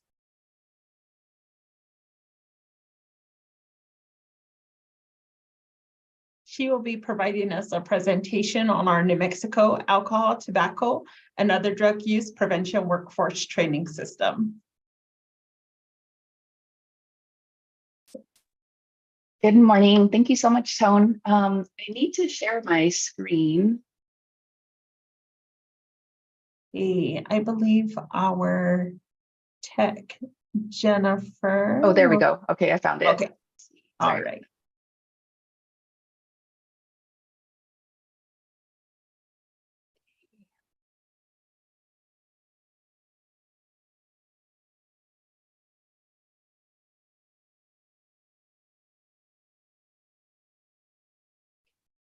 Is that seeable for everyone?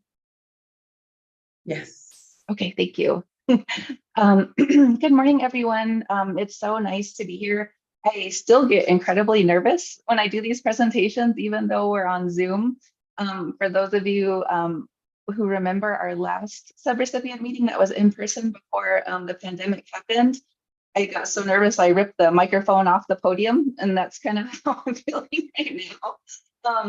And I think it's because it's testament to how much value and importance I put into everybody who's on this meeting right now. I absolutely love prevention, completely believe in it, and I feel so blessed and honored to work with an amazing team.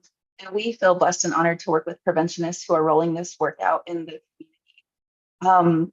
And so my name is Paula Feathers. I grew up in the Pueblo of Zuni, but I am a Pawnee and Cherokee woman, born and raised here in New Mexico, and have been in prevention for over 20 years. And it's my calling. I feel really blessed to have found my calling so early in life, and to be continuing on that path with so many of the blessings that it's given me, including working with all of you and the opportunity to do training, which I absolutely love. Could you put up the first poll, please?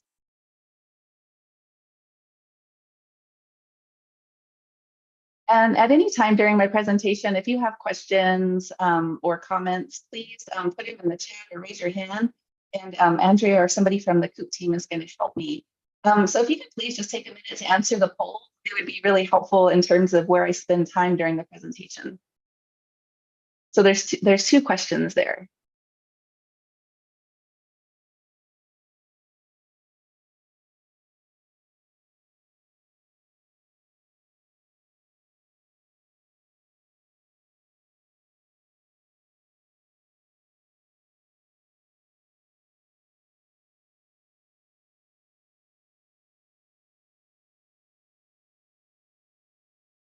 Okay, and I don't know, like I'm trusting Andrea, the COOP team to close or show the results whenever it's right, whenever you feel like there's a good response rate.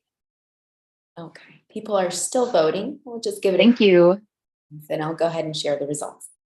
Yeah, time feels like it stands still when you don't say anything and you're in front of the camera.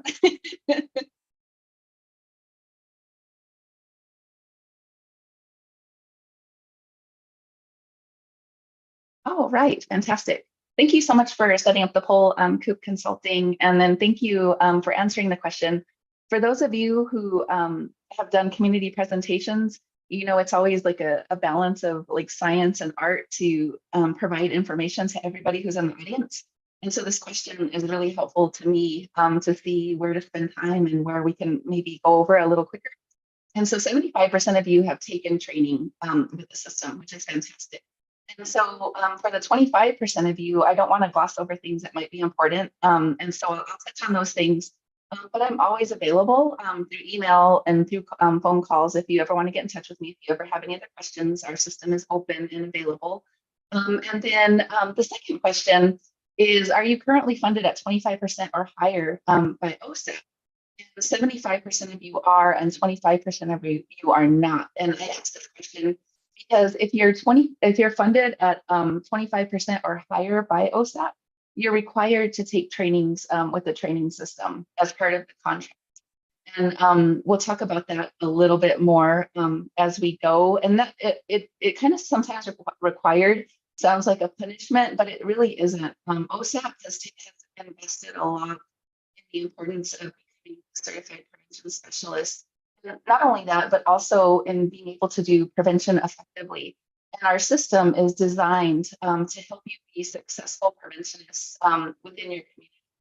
And so what is our training system? And this is for those 25% who haven't taken training or who who might be lower, but needs to know this information because maybe you work with people who need to know this information.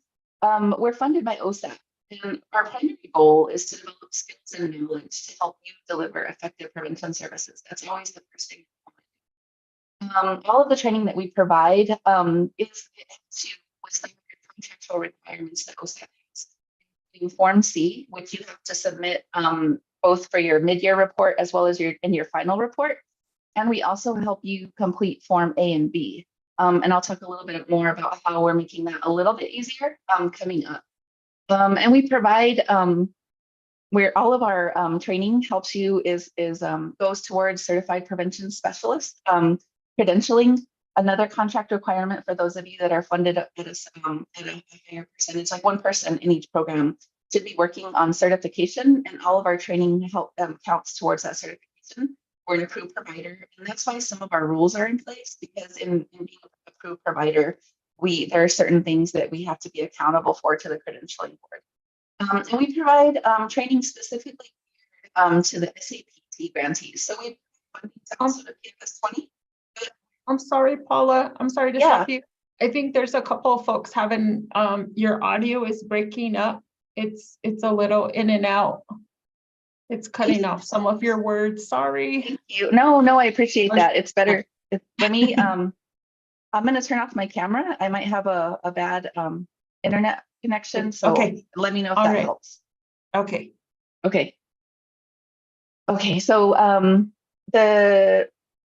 we provide training specifically geared towards SAPT grantees and then PFS also. And so this isn't to say that we don't help with the PDO and the other ones, but we're really focused on the block grant prevention services. Is that better, Tone? Yes. Okay. Much Thank better. you. Thank you, Paula. Yeah. No, I appreciate you you letting me know. So as I mentioned a minute ago, Form A and B is required by everyone who is funded by SAPT and PFS 20. So the cool thing about this being required for you when you're funded by OSAP, if you're funded at a certain percent, I can't remember off the top of my head, but you fill out this form. But this is the same form that you need to have completed when you apply for certified prevention specialist. And so if you keep this form going and you use it, it's an amazing tool to help you elevate your skills, become certified, and then keep track of where you might want to expand your skills and knowledge as a preventionist. Let's see here. And another helpful thing to do, especially if you're new to prevention, is to go through this form and complete it and see what areas you need to take training in. And our training system works really hard to provide training in all of these different domains. And so when I say domains, Form A and B is broken up into the domains that the CPS test also breaks up into, like planning and evaluation, communication, things like that. So our training system helps you with Form A and B, and we've done something cool with our system that I'll tell you about in a little bit. Okay. So who can use the training system? This is for those of you who are new, that each program has 5 to 7 people that are able to attend the trainings for free. This is a huge investment that OSAP has put into the prevention system. So it's not just the people directly funded by OSAP that can take the training for free. It's up to 5 to 7 people that you work with. And you really want to invite people on your core team who are helping move your prevention forward in the community. That way they have the knowledge and skills that you have, and or are similar to what you have, to help expand that message within the community.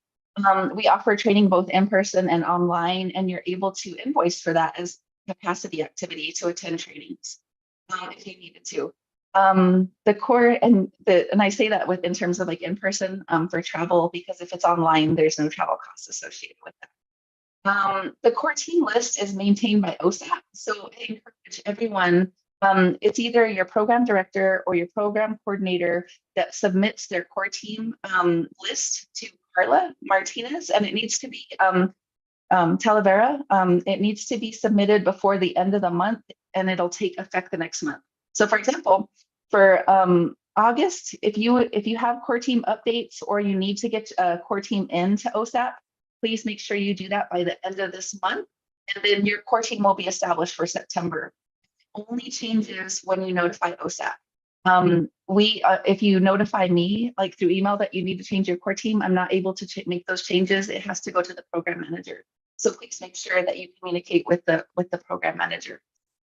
And let's see, Andrea, if one of you, or Jennifer, if one of you could upload the document how to become a core team member, if you could share that in the chat, that would be really helpful. Paula, one other thing, I think some of your PowerPoint slides are blurry. Let me see, let me make it a little bit bigger, see if that helps. I'm just like a hot mess this morning. Is that good? Is that better? I think I'm a tough critic because I have really good eyesight. I can see it, but folks are saying it's blurry. Can folks let me know or give a thumbs up if you can see it? I can see it really well. I can see it really well, Paula. I think it's good right there. Okay. Thank you. And thank you, Andrea, so much for uploading the document into the chat. And this is just a document for anyone to reference on how to do the core team. And so it gives you the guidance there that you need to update the core team. Right. Okay, so how to take a training. We have a website. It's NewMexicoPreventionWorkforce.org, and there's a little screenshot on the side of this. And this is where you can find everything. You can register for training. You can check and see if you're a core team member. You can access our free resources. We have free training on demand. You don't get certificates for attending that training because their credentialing board requires any training that you get continuing education hours for to be have an instructor. But we have on-demand trainings that don't have an instructor. They're self-guided, but they provide amazing skill tools. There's using Excel that's set up to help you with reporting, like your mid-year and your final reports. A lot of the activities and practices are specifically geared to that. There's financial management for those of us that are not accountants. There is an naloxone, like how to deliver naloxone. And there's an overview of the strategic prevention framework, and all of those are free and available, and you can find those right on our homepage. All you have to do is sign up, and create a password, and you can use those at any time and go back and download the tools. We also encourage you to sign up for our listserv. We don't send out a lot of emails. We only send out listservs when a new training schedule goes out or to announce training that's coming up. Okay. Let's see here. There are some exciting updates that we have in the training system for this year. There is a new substance use prevention specialist training. It's the first time that it's had major revisions happen to it in about major revisions in about 5 years. And it just got released in late July. And we've been working really hard on our end to, we got the training and we made it New Mexico specific. We had a lot of stuff in there that applies only to our state since it is a national training. And it includes new topics that have been in there before, like harm reduction and prevention's relationship with harm reduction. It also has a lot more about how to mobilize the community and build capacity within the community. And then there's the section on cultural humility has been expanded. Another exciting thing that we've done with the training system is that we've added prevention domains to the training description. And I'll just show you what that means. So this is our website. And this is an example of what it looks like on the registration page. And down here at the bottom, I don't know if you all can see where I'm highlighting it. To the description, we've added the IC and RC domains that each training covers. And so for the substance use prevention skills training that's coming up on September 18th, it's in person in Albuquerque. And so for those of you who can't imagine going through a SUPS online, you know, like hours a day, and because it's really intense when you take it online or do the hybrid version. This is your one chance this year to do it in person. And it covers every single domain from the IC and RC. And this also, the IC and RC domains are the same ones that I talked about a little bit ago about forms A, B, and C. So this can help fill out your form A, B, and C now, because you'll look at these and you'll know how the training fits within form A, B, and C. So that's something that we've done this year. I'm sorry, Paula, you're cutting out again. I don't know what to do.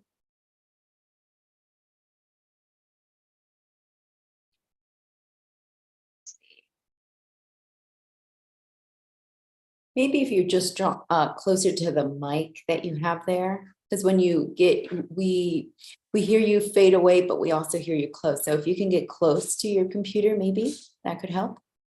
Hold on.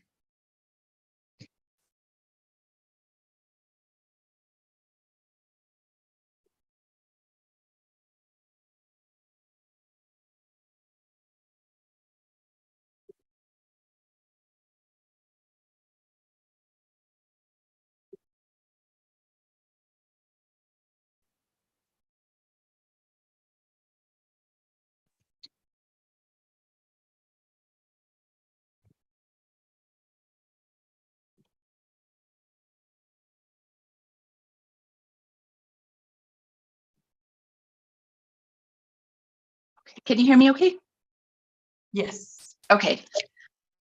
Put that on, and usually that's better, but apparently not today. Okay, so the SUPS, and then we talked about adding the new, prevention domains. We have a new training that's coming out next week, and it's called strategy mapping, and it helps people look at a strategy that you're funded with right now with OSAP and map out how to reach your outcomes as well as activities for the year. So that way you really look at your strategy, and then you're able to plan out how you're going to implement that over the year. So that one is a new training that we've added, and it's being offered next week. And so if you haven't had the chance, but it sounds like something that could benefit you, you have a couple of more days before registration closes to sign up for that. And this year we're hoping to expand our online training. We'll offer an evaluation training online. We'll offer an evaluation training online. And it'd be really helpful to hear from you all as preventionists, what you would like to learn about evaluation. So you can either send me a personal chat message, or if you could email me and say, you know, I've always wondered this about evaluation as a preventionist, because I'm creating the training based from a preventionist perspective, not from an evaluator perspective. And so your input is incredibly helpful in terms of developing that. All right. Oops, I wanted to ask you another, could you bring up poll number 2, please? Thank you so much. So if everyone could please just take a minute and answer these questions, that would be very helpful.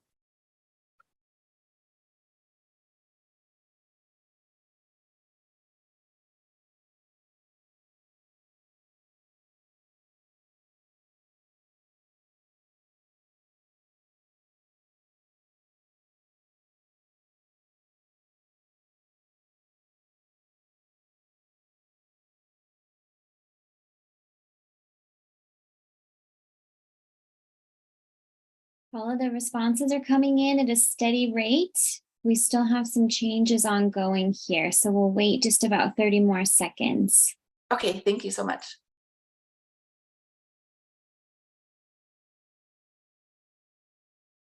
I just wanted to quickly encourage everyone to send Paula a message about what you would like to hear from an evaluation training. I always get excited to hear about all the trainings, upcoming trainings. Okay, those responses have slowed down. Jennifer's going to go ahead and share the results. Thank you again so much for sharing the poll and also for completing the poll. And so we're getting into the policy piece right now. And I just like to talk about this because we like to be really transparent. In order to run an effective system, it's really important that you have your policies and procedures in place and that people know about them and then that you use them. And that's the same thing with environmental strategies. It's like the same concept that we need to use in communities when we're thinking about different ways of behavior change or sustaining a behavior that we want to keep in the community. So registrations are required at least 3 business days before the training. And so that was the first question on the poll. And so 12% of you had got that right. And so registration, you need to register for a training at least 3 days. And so we're coming up on that deadline for the training we're going to offer on Tuesday, the strategy mapping. So if you want to register for that, I would encourage you to do that after the recipient meeting today or whenever you have a little bit of time.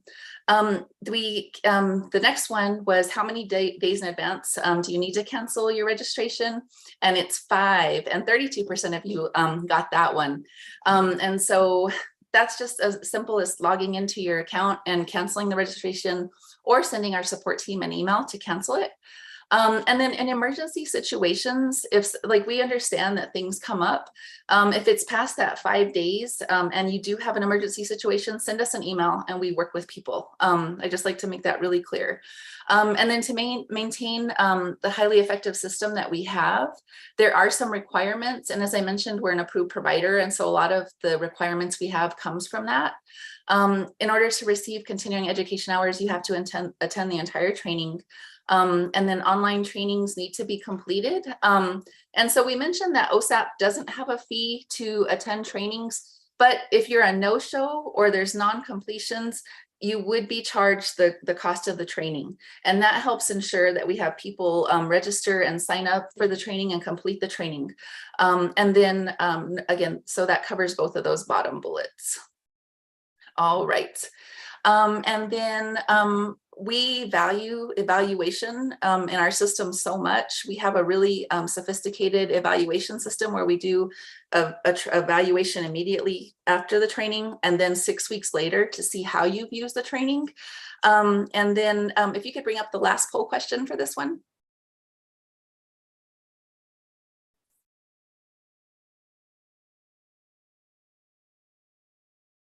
Thank you.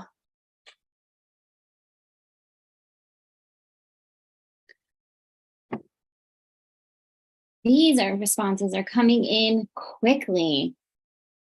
We will hang out here for just a moment. We have about 55 participants completing the poll. We'll wait just about 10 more seconds.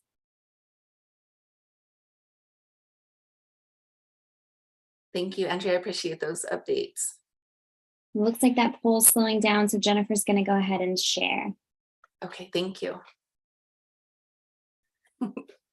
All right. So as I mentioned, we take evaluation really seriously, and especially that 6-week one, because that's when you actually give us the opportunity to say, this is how I've used the training in the past 6 weeks. One of the rules of training is if you take a training and you don't use some of the information, like within 2 weeks, you essentially forget it. And so we really like to encourage people, like, how did you use this training, you know, after you got back into the office and in the community? And that helps us, you know, develop objectives and help the trainers and give feedback. And so we constantly use that information to improve our training. So the answer to this poll is that you'll get you get the chance to win a $50 gift certificate, and we give away 3 per quarter. So if you complete the 6-week follow-up and you choose to enter the drawing, we draw 3 every quarter. So 4 times a year, we make a drawing and we give away $50 gift certificates as an incentive to complete the 6-week follow-up. So please, we really do use the data. We don't just collect it just to collect it. We use it, and we constantly are improving our system. I saw a comment from Joanna about the domains, and then I showed that to you all, and that was some of the direct feedback that we got from some evaluations. And so we incorporated that into our system. And then let's see here. I think that's it. This is our team. We have Noah Salvatore, who is our evaluator and the co-director of evaluation in the website. Contretta Enwarrior is our logistics manager and our training manager, and helps with so many the customer service aspect and any questions you have. Contretta is fantastic. And we have Shannon D, who is the evaluation and website co-director. And then myself, I am the director, and I develop a lot of the trainings. And let me see. I apologize for all of the things that didn't work today during my presentation, but I appreciate the feedback and I appreciate your attention. Thank you so much. Thank you so much, Paula. And we are now, thank you so much, everyone. Thank you. So what we're going to do right now is let's take a 5-minute break. Actually, let me see. I'm going to say let's take a 10-minute break. So let's come back at 11:20, and then we'll kick off our next presentation. So please get up, stretch, move, go run and grab something to drink, and we'll see you back here in 10 minutes. All right. Thank you, everyone.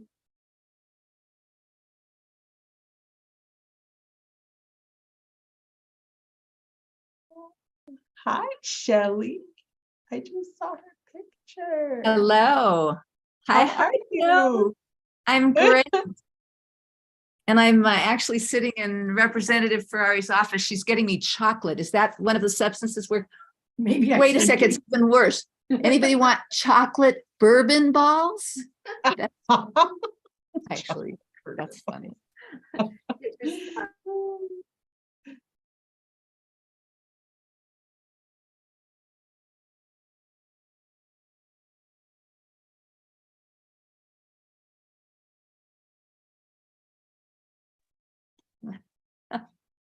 Where's the music?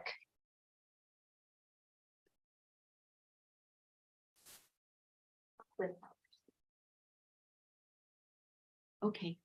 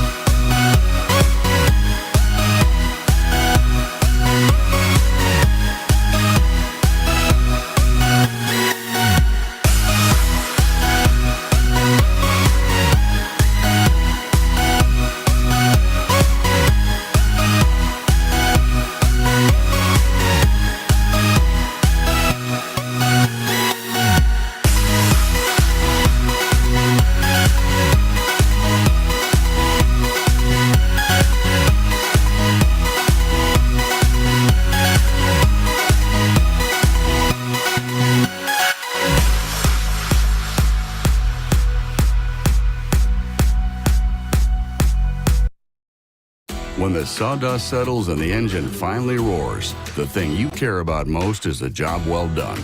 But when you get your tools from Harbor Freight, something about the job feels a little different. Your wallet. Quality tools, lowest prices.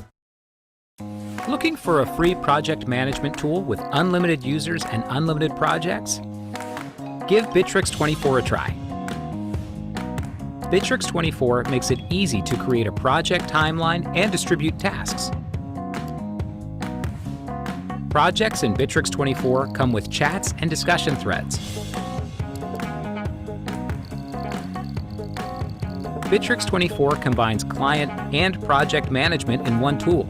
Track the work done for each client and invoice them accurately.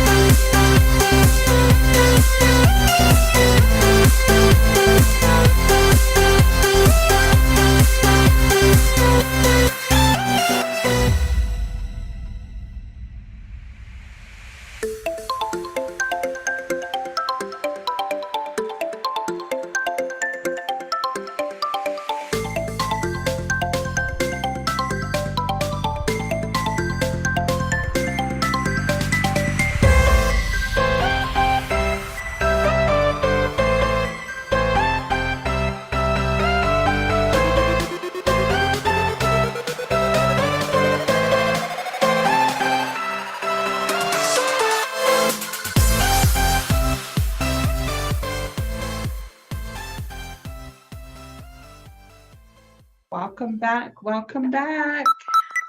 If you hear my voice, please clap twice. No, I'm just kidding. Nice. I see you. I see you. Welcome back, everyone. Slowly but surely. Thank you. Thank you. So our next presentation is, let's see. Yes, our next presentation is with Cindy Sockerman. And let's give her a warm welcome, and I will transition over to you, Cindy. Thanks, Tone. I think Andrea will pull up the slides since I'm not sure what type of connection I have right now. But first, I would love to take this time to thank you, Tone, for allowing us to come and present at the recipient meeting, and Andrea's team for helping me out with the slides and the polls and everything. So much appreciated. Today, we will be providing a presentation on evidence-based environmental strategies to reduce alcohol harms. And with me, you'll hear a little bit from Shelly Manlev, Marian Ortega, and Dr. Jenny Way. So you'll have a full team presenting to you. So hopefully you'll get a little bit of variation in voices and stories. Next slide, please. So before I start, I think it's really important to have a really good understanding, which most of you already do, about what is excessive alcohol consumption. It really breaks down into 4 main categories. The one which you all are very familiar with, and we just heard David talking about binge drinking and how those rates are still pretty high. So binge drinking is one of the most common ones, and it's drinking really to get drunk, right? So above 0.08 levels, 5 or more drinks for occasion for men, and 4 or more for women. The next big category is heavy drinking, which is really associated with chronic conditions such as chronic liver disease or pancreatitis. Drinking large amounts of alcohol in a long period of time. So 8 or more drinks for women in a week, and 15 or more for men in a week. And there are 2 other categories where normally we don't find much evidence for any type of alcohol use. And that is obviously those that are under the age of 21 or anyone that is pregnant. Next slide, please.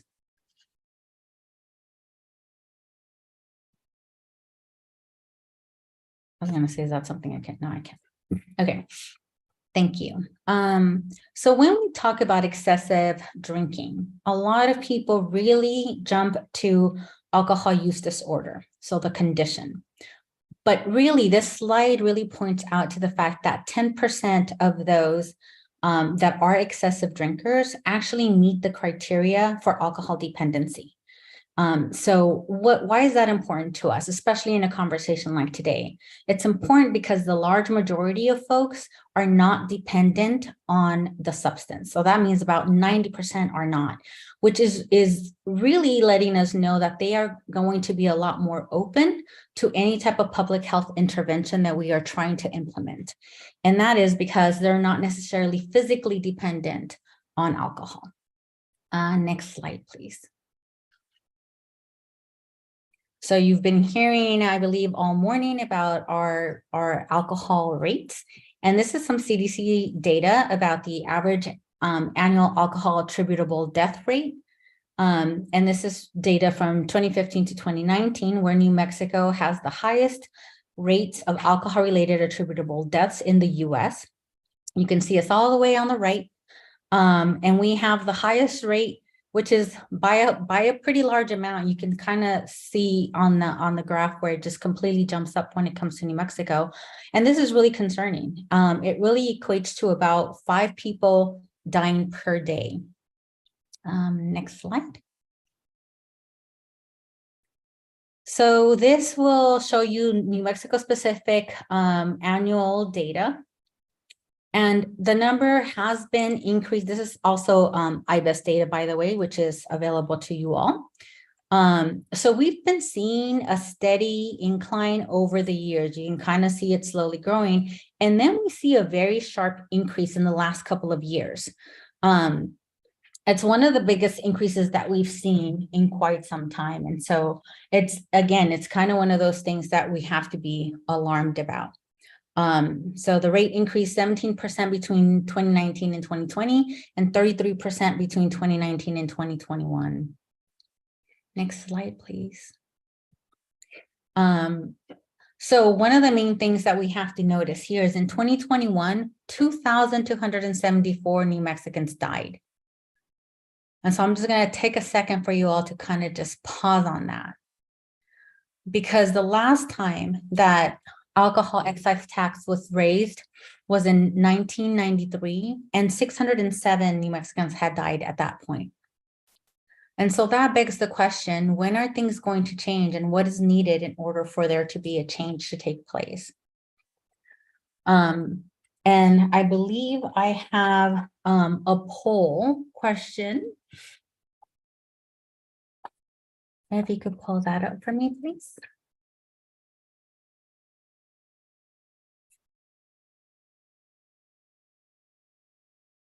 Thank you. If y'all could just take a quick second to answer this question.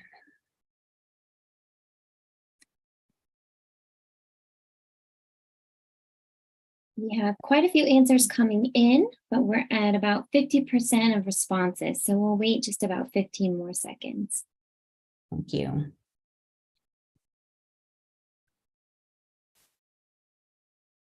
Okay, those responses have slowed. Jennifer's going to go ahead and share those results.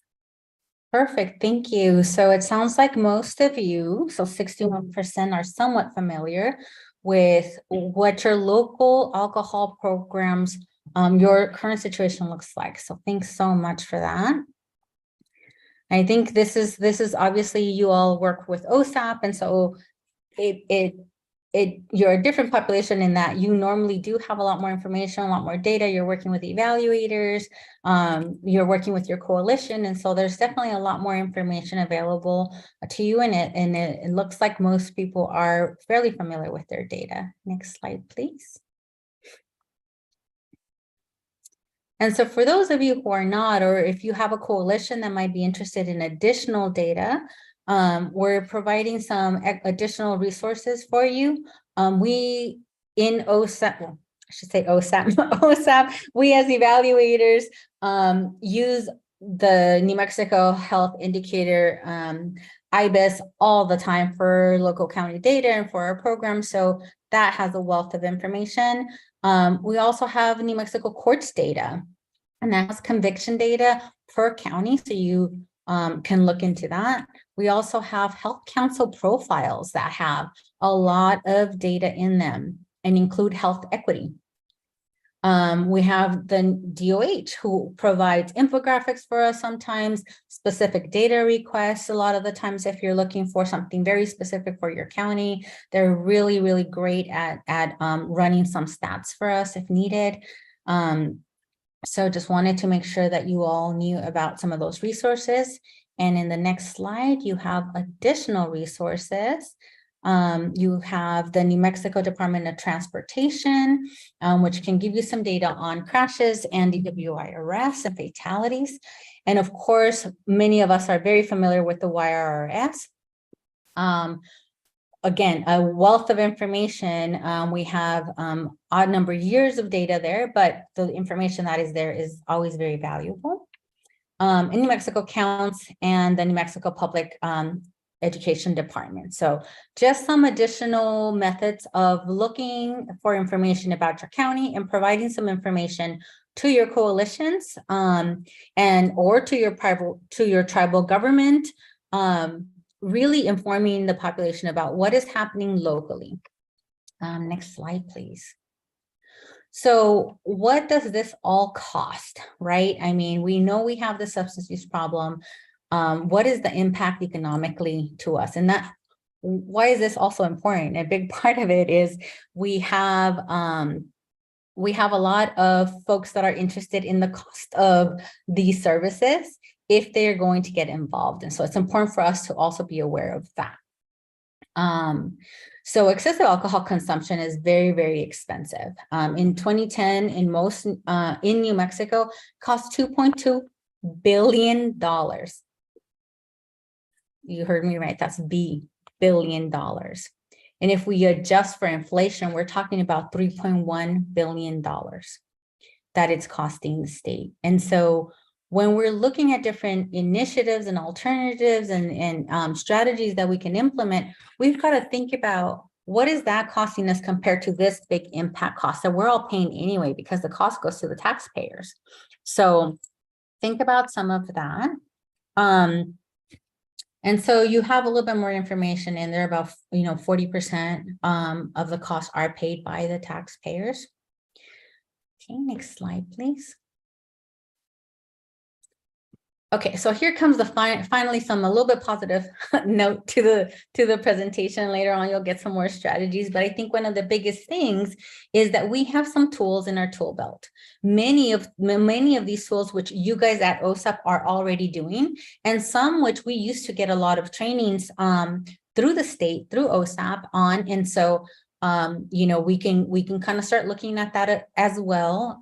So I just wanted to bring some of these up again. So a lot of these, and there's other strategies that are not listed on here that are also evidence-based. For example, we work on SBIRT, and we worked on SBIRT in the state before, and that's not necessarily under the same task force that endorses it, but the United States Preventive Services Task Force, which is a sister task force to the Community Preventive Services Task Force, does enforce SBIRT, and it's known as being an effective strategy. But the 10 that are listed here, most of you, again, are familiar with a lot of them because I know that they're in your scopes of work and that you guys implement them. And some of them include like responsible beverage service training. You have over service law enforcement initiatives. A lot of you guys get really, really close working with your law enforcement, maintaining the limits of hours of sales. I don't know that anyone's working on those. Maintaining limits on days of alcohol sales, and regulating alcohol outlet density. Additional ones include electronic screening for brief intervention, which is very similar to SBIRT. It's just done electronically. And working towards limiting further privatization of alcohol.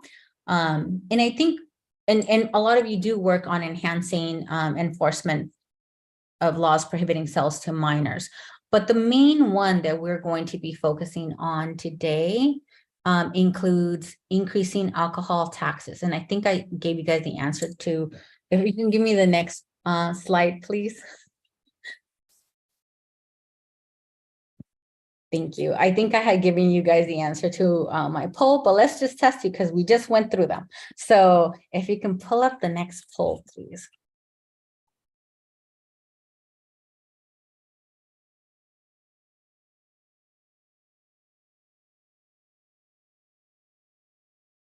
That should pop up on the screen here in a moment.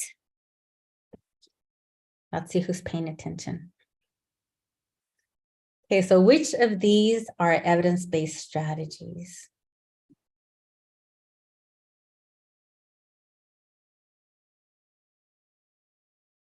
We've got some slower responses to this one, Cindy. So that's interesting. So good. I'm glad that it went after, because I think in general, when we're talking about these evidence-based strategies, we sometimes become very comfortable and very familiar with the ones that we've been working on because we're familiar with them, right? We hear about them often. Even if we're not implementing them, we might know a program that is, or a coordinator that might be implementing them. And so this is a good little quick review. Awesome. Yeah. So all of the above. And I also am aware that there are some new prevention staff out there. So it's good to review some of these. The other thing that I really wanted to say about this is that, again, we used to get a lot of trainings on some of the evidence-based strategies, even if they weren't part of our plans. For example, the alcohol one, alcohol tax one. And so I think that that's something that we've been talking about with Tone too, about whether or not there's a need to bring in additional trainings on some of these strategies or any new evidence-based strategies that might be up and coming, or just making folks aware of some of the things that are taking place out in the state with groups that might be working on something that is an evidence-based strategy where we can mobilize this huge group of people working on OSAP and already focused on this initiative, right? Because you guys are not only motivated, but you have the tools to do this, and you have the coalition, so you have the force behind you that can really move mountains. And that's what's really important, is how do we utilize those communities who are go-getters? I've worked, now I'm gonna just say this, I worked with some big go-getters, and Tone was one of them, who would sit outside tribal council until they heard her. And so that's what I know you all have in your communities. And also that's what we're really excited about, and trying to make sure that everyone's aware of some of the strategies and initiatives that are being implemented and talked about out in the communities currently. So, so I'm going to tell you a little bit about some of the studies that have looked at increasing alcohol taxes and what the outcomes are. So there have been some huge studies out there. This specific one on the slide looked at 73 studies. So it was like an analysis of studies, right?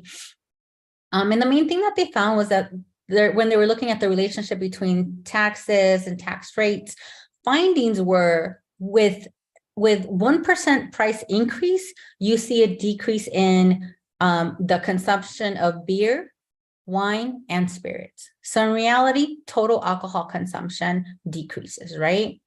And in addition to that, with higher prices is also associated a decrease in youth drinking. And I think almost all of us are focusing on youth drinking as well, right? We want to start early. Next slide, please. Okay, so in addition to increasing alcohol taxes and prices, what can we see? We find fewer motor vehicle crashes, fewer fatalities. There were like 10 to 11 studies that had those findings. We had less alcohol impaired driving. We had less mortality from liver cirrhosis. We had less all-cause mortality. And so what does this say to us? This is a strategy that actually works, and it has impacts in so many levels, because in addition to that, they also saw a decrease in violence, sexually transmitted diseases. And I know sometimes people question that one, but in reality is people drink like crazy, they're going to act like crazy, and they're going to behave like crazy later on, especially night hours. And so they also saw a decrease in alcohol dependency. So again, really important outcomes that they saw. Next slide, please. Okay, so this is again another systematic review of studies. So in this one, there were 30 reviews identified.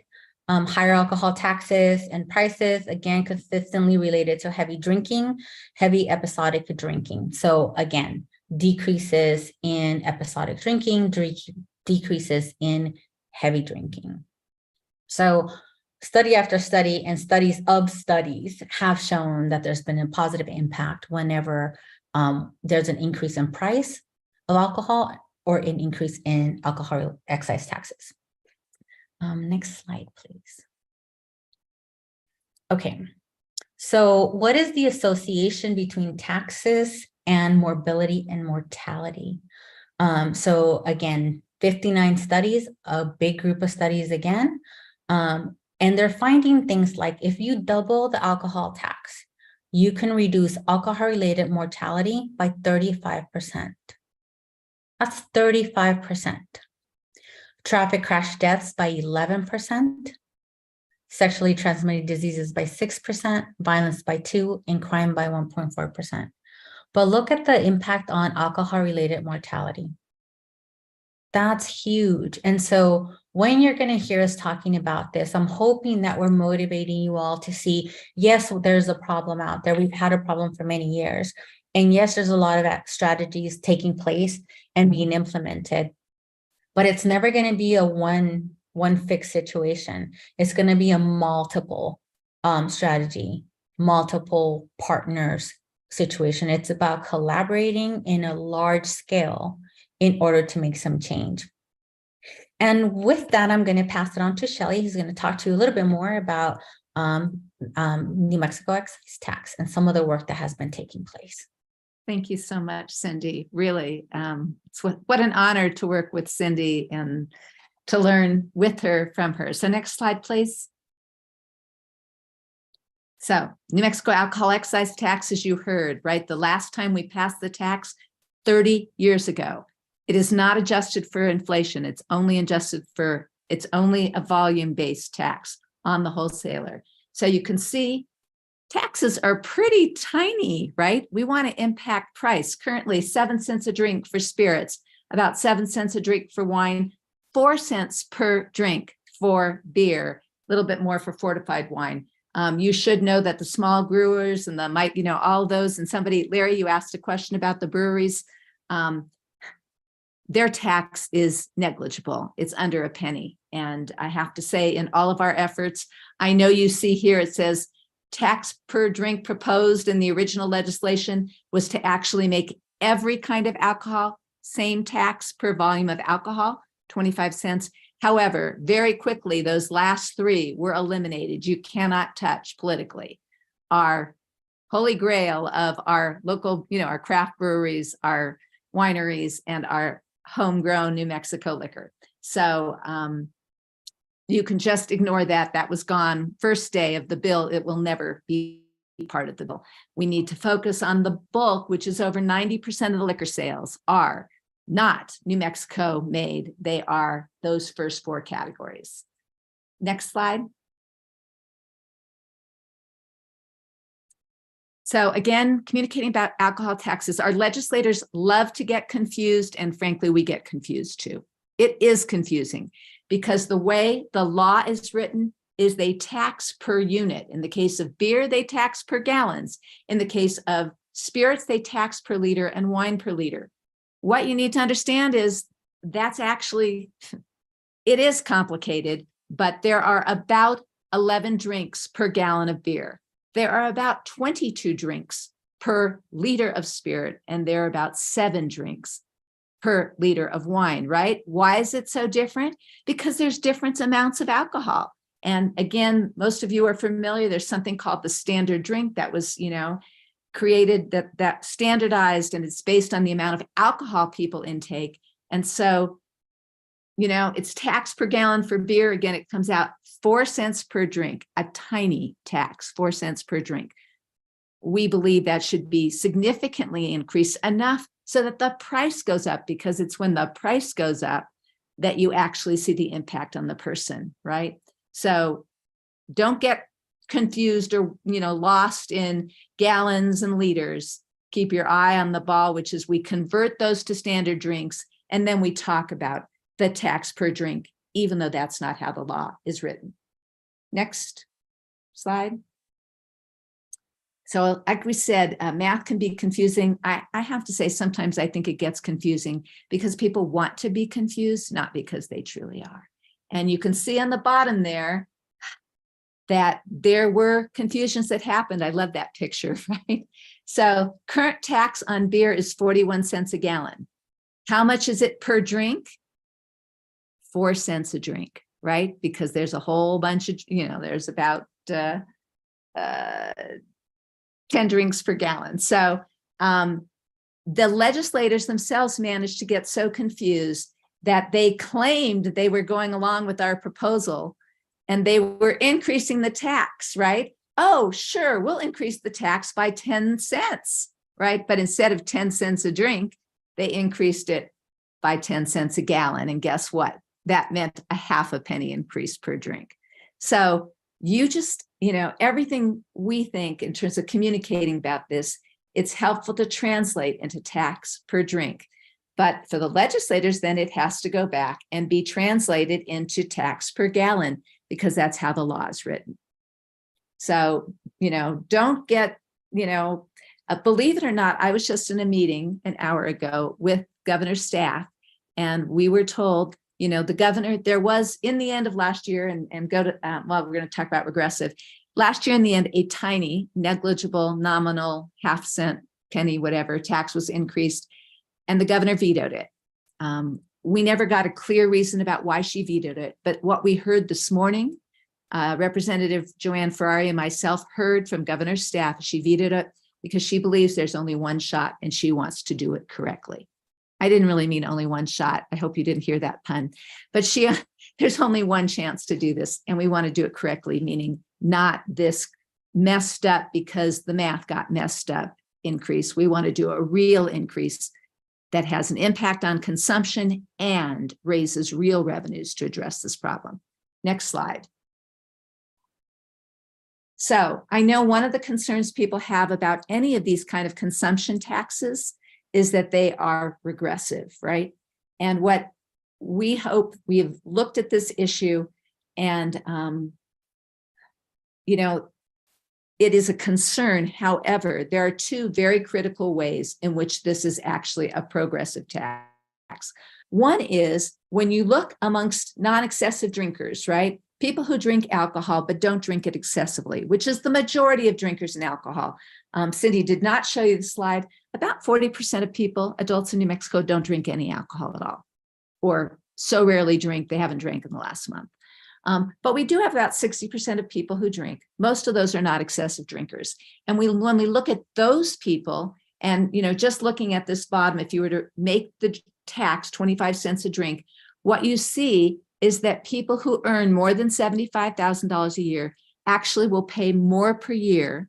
Those people who are not excessive drinkers, they'll pay what, $11 extra per year. We know they're already spending a lot of money on liquor, beer, wine, compared to people who are making less than $25,000 a year. So it is actually not regressive when you look at people who are not excessive drinkers. Now let's look at people who are. Next slide. Amongst excessive drinkers, it does have some, and again, let's look at this meaningful increase of 25 cents, right? That we're going to tax all of alcohol. Instead of 4 cents a drink of beer, it'll be taxed at 25 cents a drink. This is for excessive drinkers. Those who are very low income would pay an extra $54 per year. Those who make a little more or less, those who make over $75,000 would pay an extra $62 a year.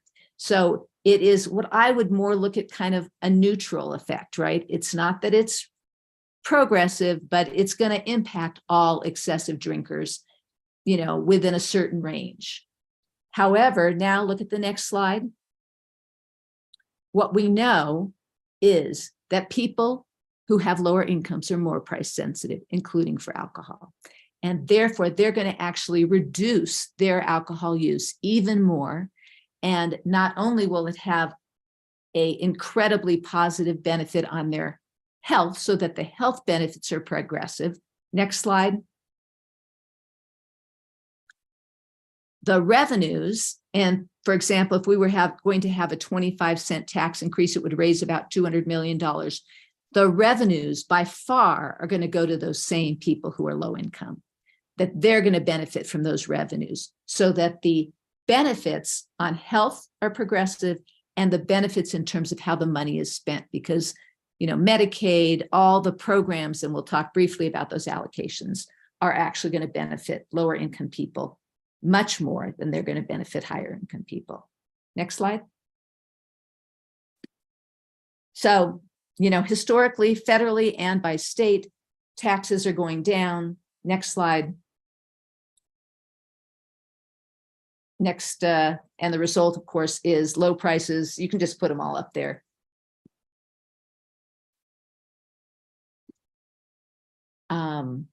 And when you say some stigma, Larry, I hope we'll have a chance to talk about that. I have to say, everyone is harmed by alcohol. It doesn't care how much money you earned. It really doesn't.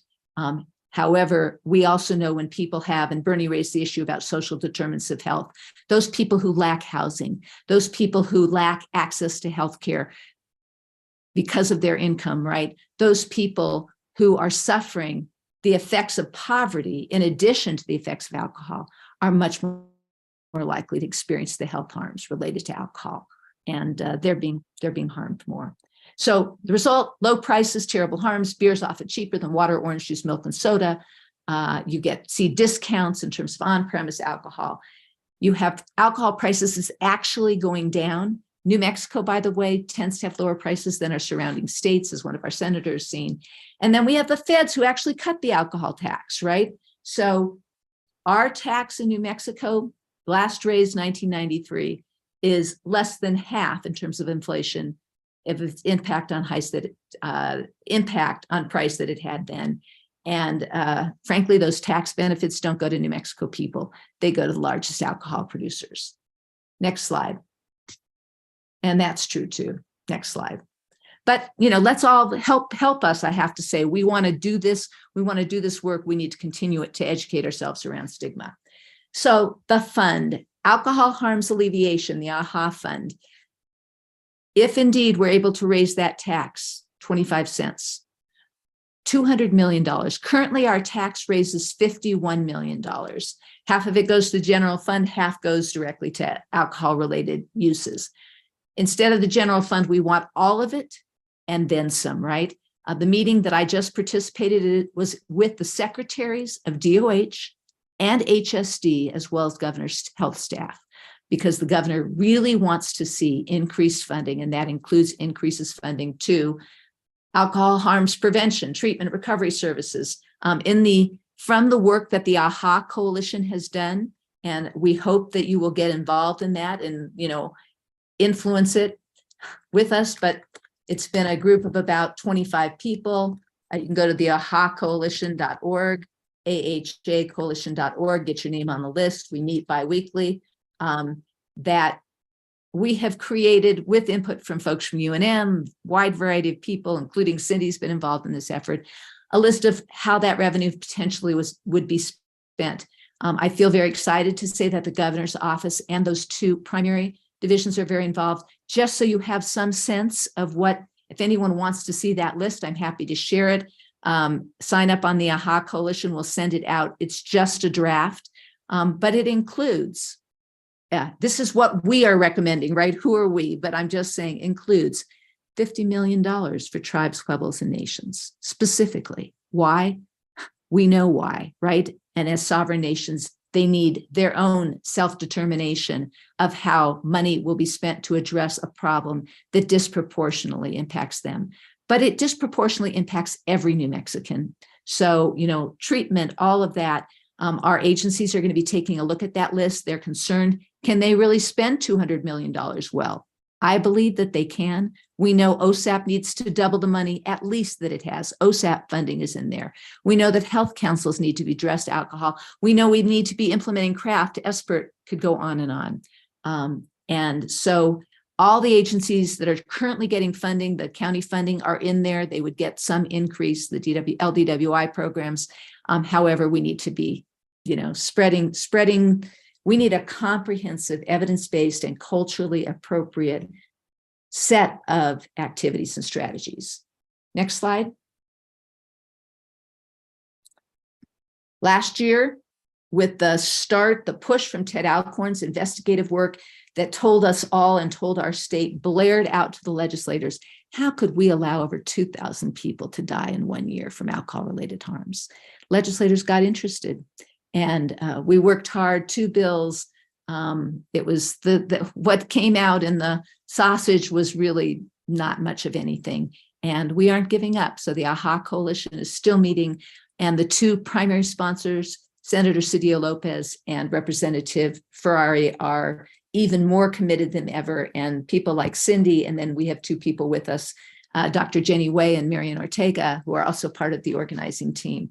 An incredible group of people working on this, including with support of national experts, David Jernigan, Tim Namey. So please, next slide. How can you get involved? I know as soon as we mention the word legislation, it's hard. You get scared, right? However, your role as educators is crucial. We've been living with this problem for so long in New Mexico that we sometimes don't even notice, right? I know when you work with your communities, but you can educate. You can educate about evidence-based, culturally appropriate ways of addressing this. And who can you educate? All kinds of people, community members, state legislators. Yes, they are people, right? You can educate them. Not about a bill number. You can't say vote for X, but you can talk about evidence-based approaches to reducing your local alcohol harms and our statewide harms, triple the national average. Everyone should know that list of what we need to be doing, everything from prevention to treatment to recovery support with peer support workers. And absolutely including harm reduction messages, Bernie, that's part of it. Again, the recommendations, we're talking about everything from home visiting with, pregnant and postpartum women, a very, that nurse family partnership and other home visiting programs, evidence-based approach reduces all substance use. And we need to, of course, be including prevention completely. Abstinence is always the safest approach, including with alcohol. However, for people who choose to drink, we want them to drink in non-excessive ways, right? Much healthier ways. So lots of groups you can educate, and when you educate them, you can say there are ways to get involved in this. Next slide. So Marian Ortega, one of your contractors on this meeting, Marian, would you share one of the strategies you're using? Yes, thank you, Shelley. So for those who don't know me, my name is Marian Ortega. I'm with the Health Equity Council. I coordinate the Albuquerque-Bernalillo County Youth Underage Drinking and Prescription Opioid Misuse Prevention Partnership, acronym ABC Prevent. One of our goals is to decrease underage drinking by Bernalillo County youth ages 9 through 20. Some of our grant activities include identifying some possible policy initiatives and the efforts needed to move those policies. So as a coalition, one alcohol policy that we opted to learn about is the alcohol tax increase. And of course, Shelley is a great resource for this. After we educated ourselves around this evidence-based strategy, we are now passing what we learned on to county and state legislatures. Like Shelley mentioned, educating is not lobbying, and advocating for them is also not lobbying. Educating and advocating for evidence-based strategies. We actually recently received commitment from a Bernalillo County Commissioner to sponsor an alcohol resolution. We are also, through outreach events, we are educating community members, whether that's youth, young adults, and parents, about how these policies impact the community's well-being. A strategy that complements effective alcohol policies is media campaigns, once again, targeting youth, both youth and adults. And the purpose of these campaigns are to increase community readiness and concern about the impact of alcohol-related harms, including underage drinking. And one of the process that we use to create these campaigns is called boot camp translation. We modify it, and it's a community participatory approach that engages community members in a process to translate evidence-based strategies into locally relevant and culturally appropriate language and constructs. And this message is for them, by them. So an example of this is we recently did a boot camp translation process with Spanish-speaking parents that created messaging. The whole process was done in Spanish, and the Spanish-speaking parents created messaging for other Spanish-speaking parents. And so our next one coming up, we're going to have young adult participants just talk about their experience with alcohol-related harms and educate them on how they can, talk to other people in their demographics about alcohol-related harms. Thank you. Great. Next slide. Really, Marion, you and with, I know Liz Lilly, it's been supporting your work as well. And Marissa, truly, I think, you know, again, using the resources, using your strengths to engage your communities. It's an incredible, and engaging your community includes your county commission, right? The cities that are in, it's not only, it's everyone.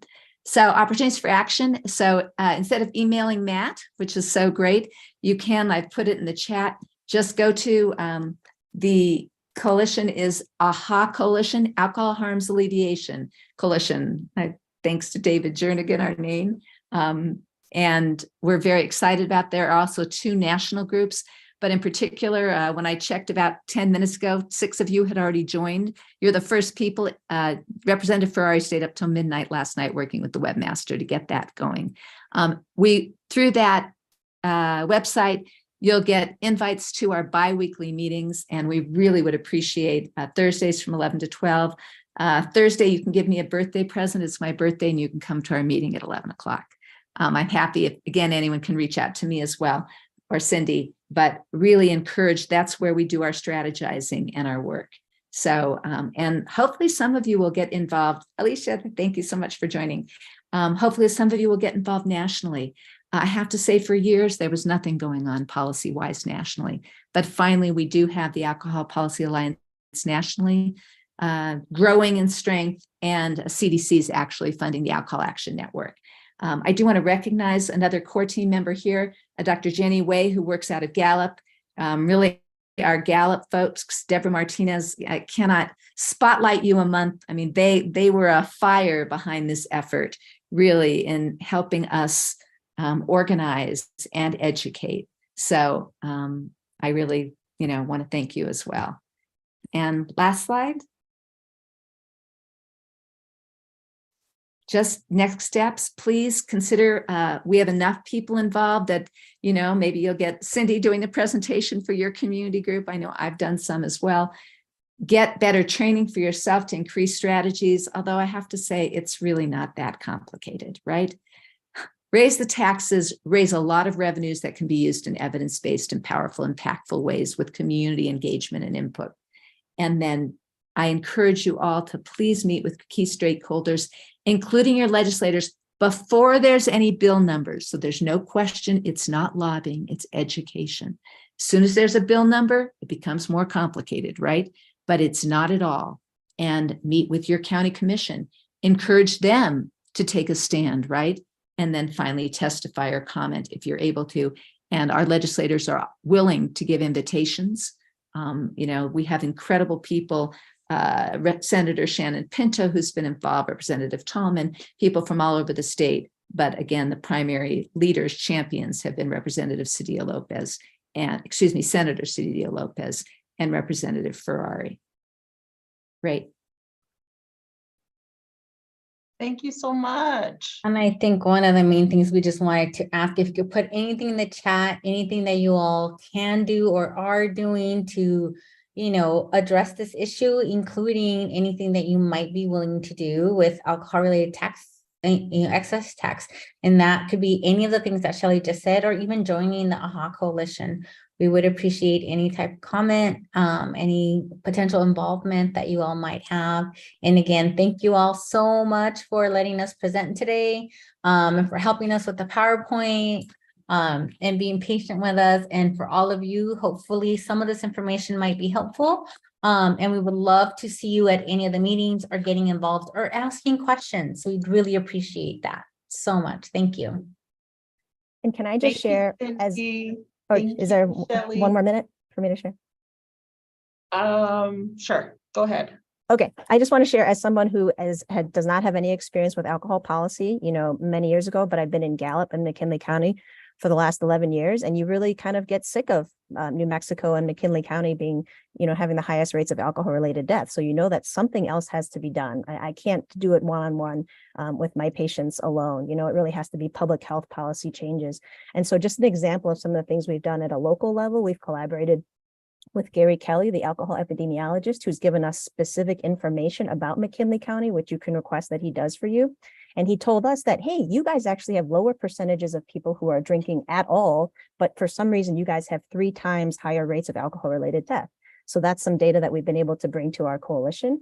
We've had folks like Cindy helping us with local community survey results that find that the majority of people actually support decreasing liquor licenses, decreasing alcohol density, increasing alcohol taxes. So again, just using local data and local perception to kind of help to guide what you want to do locally. And then finally, we've been able to collaborate with the alcohol and beverage control folks and our special investigations unit officer, and have them come to our meetings to talk about. They've given us information about what's happened to all of our liquor licenses in the last 30 years, and a whole list of data on citations in our county. So just a few examples of someone who's had no experience with alcohol policy in the past, but with the help of and learning from Cindy, Shelley, Marianne, Deborah Martinez, and the collaborations that we've been able to garner over the last many years, has really been an incredible learning opportunity. And they need to hear, Representative Ferrari and Senator Cedillo Lopez are amazing, and they need to hear from us. They need to hear from folks on the ground that are seeing and taking care of these folks day in and day out, and working with our organizations day in and day out. So just a push, even if you don't have experience, this is a great opportunity to learn more. Thank you to Dr. Way, who has done amazing in terms of mobilizing the community. Everybody says they don't have time. She's a doctor, and she spends and dedicates so much time in mobilizing the community. Everyone over there in Gallup, Deborah, everyone that has helped us out with so many meetings. So, and all of you who are here, of course. So thank you. Thank you. That's beautiful. That was a wonderful close to hear you sum up that very quickly. And I just want to say that I very much love that presentation, and I get very riled up and excited about that. And I think they shared so many great resources, just some reminders, and what I'm looking at the state level is hoping to expand more on that. And so thank you so much. And I think it's perfect timing. So thank you for your presentation. Thank you for your time. And it's wonderful. Now I'm all excited before I go to lunch. But I think that's perfect lunch conversation. So I hope you all take a moment, breathe it in, reflect on the information. And I look forward to having Shelley do a training on on elevator speeches, on how to talk to legislators, or so there may be another trainer out there who's going to teach us how to best share our data with representatives, and because that's its own science. But thank you so much. So let's all take a break. Thank you for being excellent, being attentive, being here, being great listeners. And so let's take a break. We're going to have our lunch, and let's come back in 1 hour, which will be 1:10. And so we will see you all here back in 1 hour. Thank you so much. I don't think you need to totally log out, but you can turn your cameras off, turn your sound off, or microphones off.